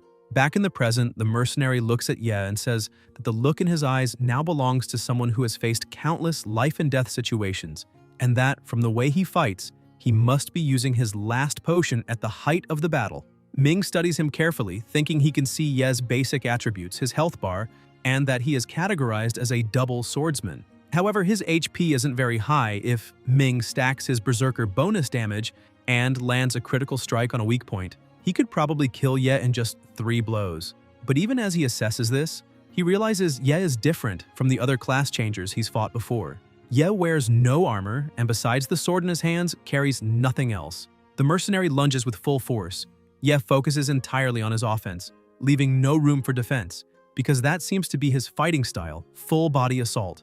Ming goes for the first strike, but Ye dodges and with a swift movement slips behind him. But that's exactly what Ming wanted from the start. He whirls around with his berserker mode active, laughing as he prepares to strike. Ye realizes it and thinks that Ming truly reacts fast, but he activates his soul impulse skill. With this burst of speed, he counters before Ming's strike lands, moving faster than before. Ye lands a critical hit, then another lucky critical, and even inflicts a grievous wound. He notices, however, that Ming isn't dodging, as if he doesn't care about being hit, which is strange. Ming quickly turns and the wound on his neck heals instantly. Ye is stunned, wondering what's happening. Ming charges again with everything he's got, but Ye counters with his collector's skill. Even so, Ming, still in berserker mode, grabs one of Ye's hands and channels all his strength with the other, catching him off guard. He slams Ye into his own skill, causing a massive explosion at the site. Ye emerges unscathed. The mercenary explains that his trait prevents him from dying to ordinary attacks. Ye asks if he's immortal, and Ming replies that The abyss is full of existences beyond current human comprehension: professions, skills, attributes, equipment, curses, even unique divine punishments that one must endure in pursuit of power. For even with the fear of death, people cannot resist the temptation of walking the line between life and death, reaching for treasures that were never theirs, and then claiming them as their own, refusing to leave them for anyone else. That's when the gods notice them, perhaps out of amusement or simply to erase that person's future altogether. Ming starts laughing and says that even so, he can still obtain the power he desires. His body begins to decompose in a strange way, and he adds that no one warned this person that along with eternity they would also strip away all their most precious possessions. Ye grows confused and says maybe he isn't immortal after all, but rather undead. The doctor confirms that the rumors about abyssal monsters transferring their abilities to those who change professions are true, since the undead trait is a powerful characteristic that allows endless regeneration, as long as energy isn't depleted. Ming keeps decomposing and then suddenly reappears out of nowhere, saying that just before death he reached out to eternity and came back to life. When that happened, people would say he returned alone once again, and by all appearances he was cursed with bad luck, for he always came back from missions alone. Though there was no proof, as a double-sword mercenary, if all his companions died, he got to keep the entire commission for himself. It was hard not to suspect him of being a team killer. From then on, people started avoiding him, saying that if he was going on a mission, they wouldn't, because they didn't feel like dying that day. Ming says that's the price he paid for eternity. He died, but even so, he goes on living forever. He glares at the protagonist and charges again, activating his killing intent skill. It triggers when his life drops below 33%, doubling both his vulnerability to damage and his own damage output. Ye is shocked and even worried at this new ability, thinking that combining it with his curse is absurdly overpowered. But he too activates his Blood Nightmare skill, and his body turns into nothing but an illusion of blood. He manages to dodge the strike and braces for battle. The mercenary keeps pressing forward, unafraid of injury or even death, while the protagonist defends, wondering if there's really no way to defeat this monstrosity. Ming declares that when it comes to strength, his victory is the only logical conclusion. Ye then uses the divine artifact he had acquired earlier, and a Reaper appears. Ming looks at the summoning and guesses it's probably a green-class glass artifact. He tries to strike the apparition, but nothing happens, and the Reaper lands a direct hit on him. From this, Ming deduces it isn't a physical weapon, but purely the effect of a skill. The protagonist explains that whenever any target dies from that ability, it triggers the Despair Harvest trait. Moreover, life and mana slowly regenerate thanks to Despair Harvest, and because the mercenary's body is already dead, the ability activates with every successful strike. And the reason the undead can live forever is because of their mana. In other words, for someone like Ming, who has become undead, the health bar is nothing but decoration. His true vitality is his mana, which cannot be detected. The mercenary says Ye has finally figured it out, and he's not as stupid as Ming thought. Ye replies that the abyss is full of rules, and even puzzles that seem impossible have their answers. A mighty warrior can still be a clumsy brute, a glass cannon can deal massive damage but die easily, and a body that seems invincible can still have a weakness outside itself. The protagonist points out that Ming doesn't wear armor, and that with his self-sacrificial attack style, he tricks enemies into thinking they can trade blows with him, when in truth, hand-to-hand combat isn't a path to victory. It's a flaw he shows on purpose. Ming admits this is true, saying that survival in the abyss means knowing how to bend the rules to your favor. But he warns that even Ye must have some fatal flaws. Ye asks what he means, and Ming explains that among strength, agility, intelligence, constitution, willpower, and luck, one of those 6 attributes is likely his weak point. Ye apologizes and says he's different. He has many extra points, which he distributes evenly at each level, making his class the hexagonal warrior. This time, the one who attacks first is the protagonist, knowing he has to strike before Ming's wounds regenerate if he wants to end the battle quickly.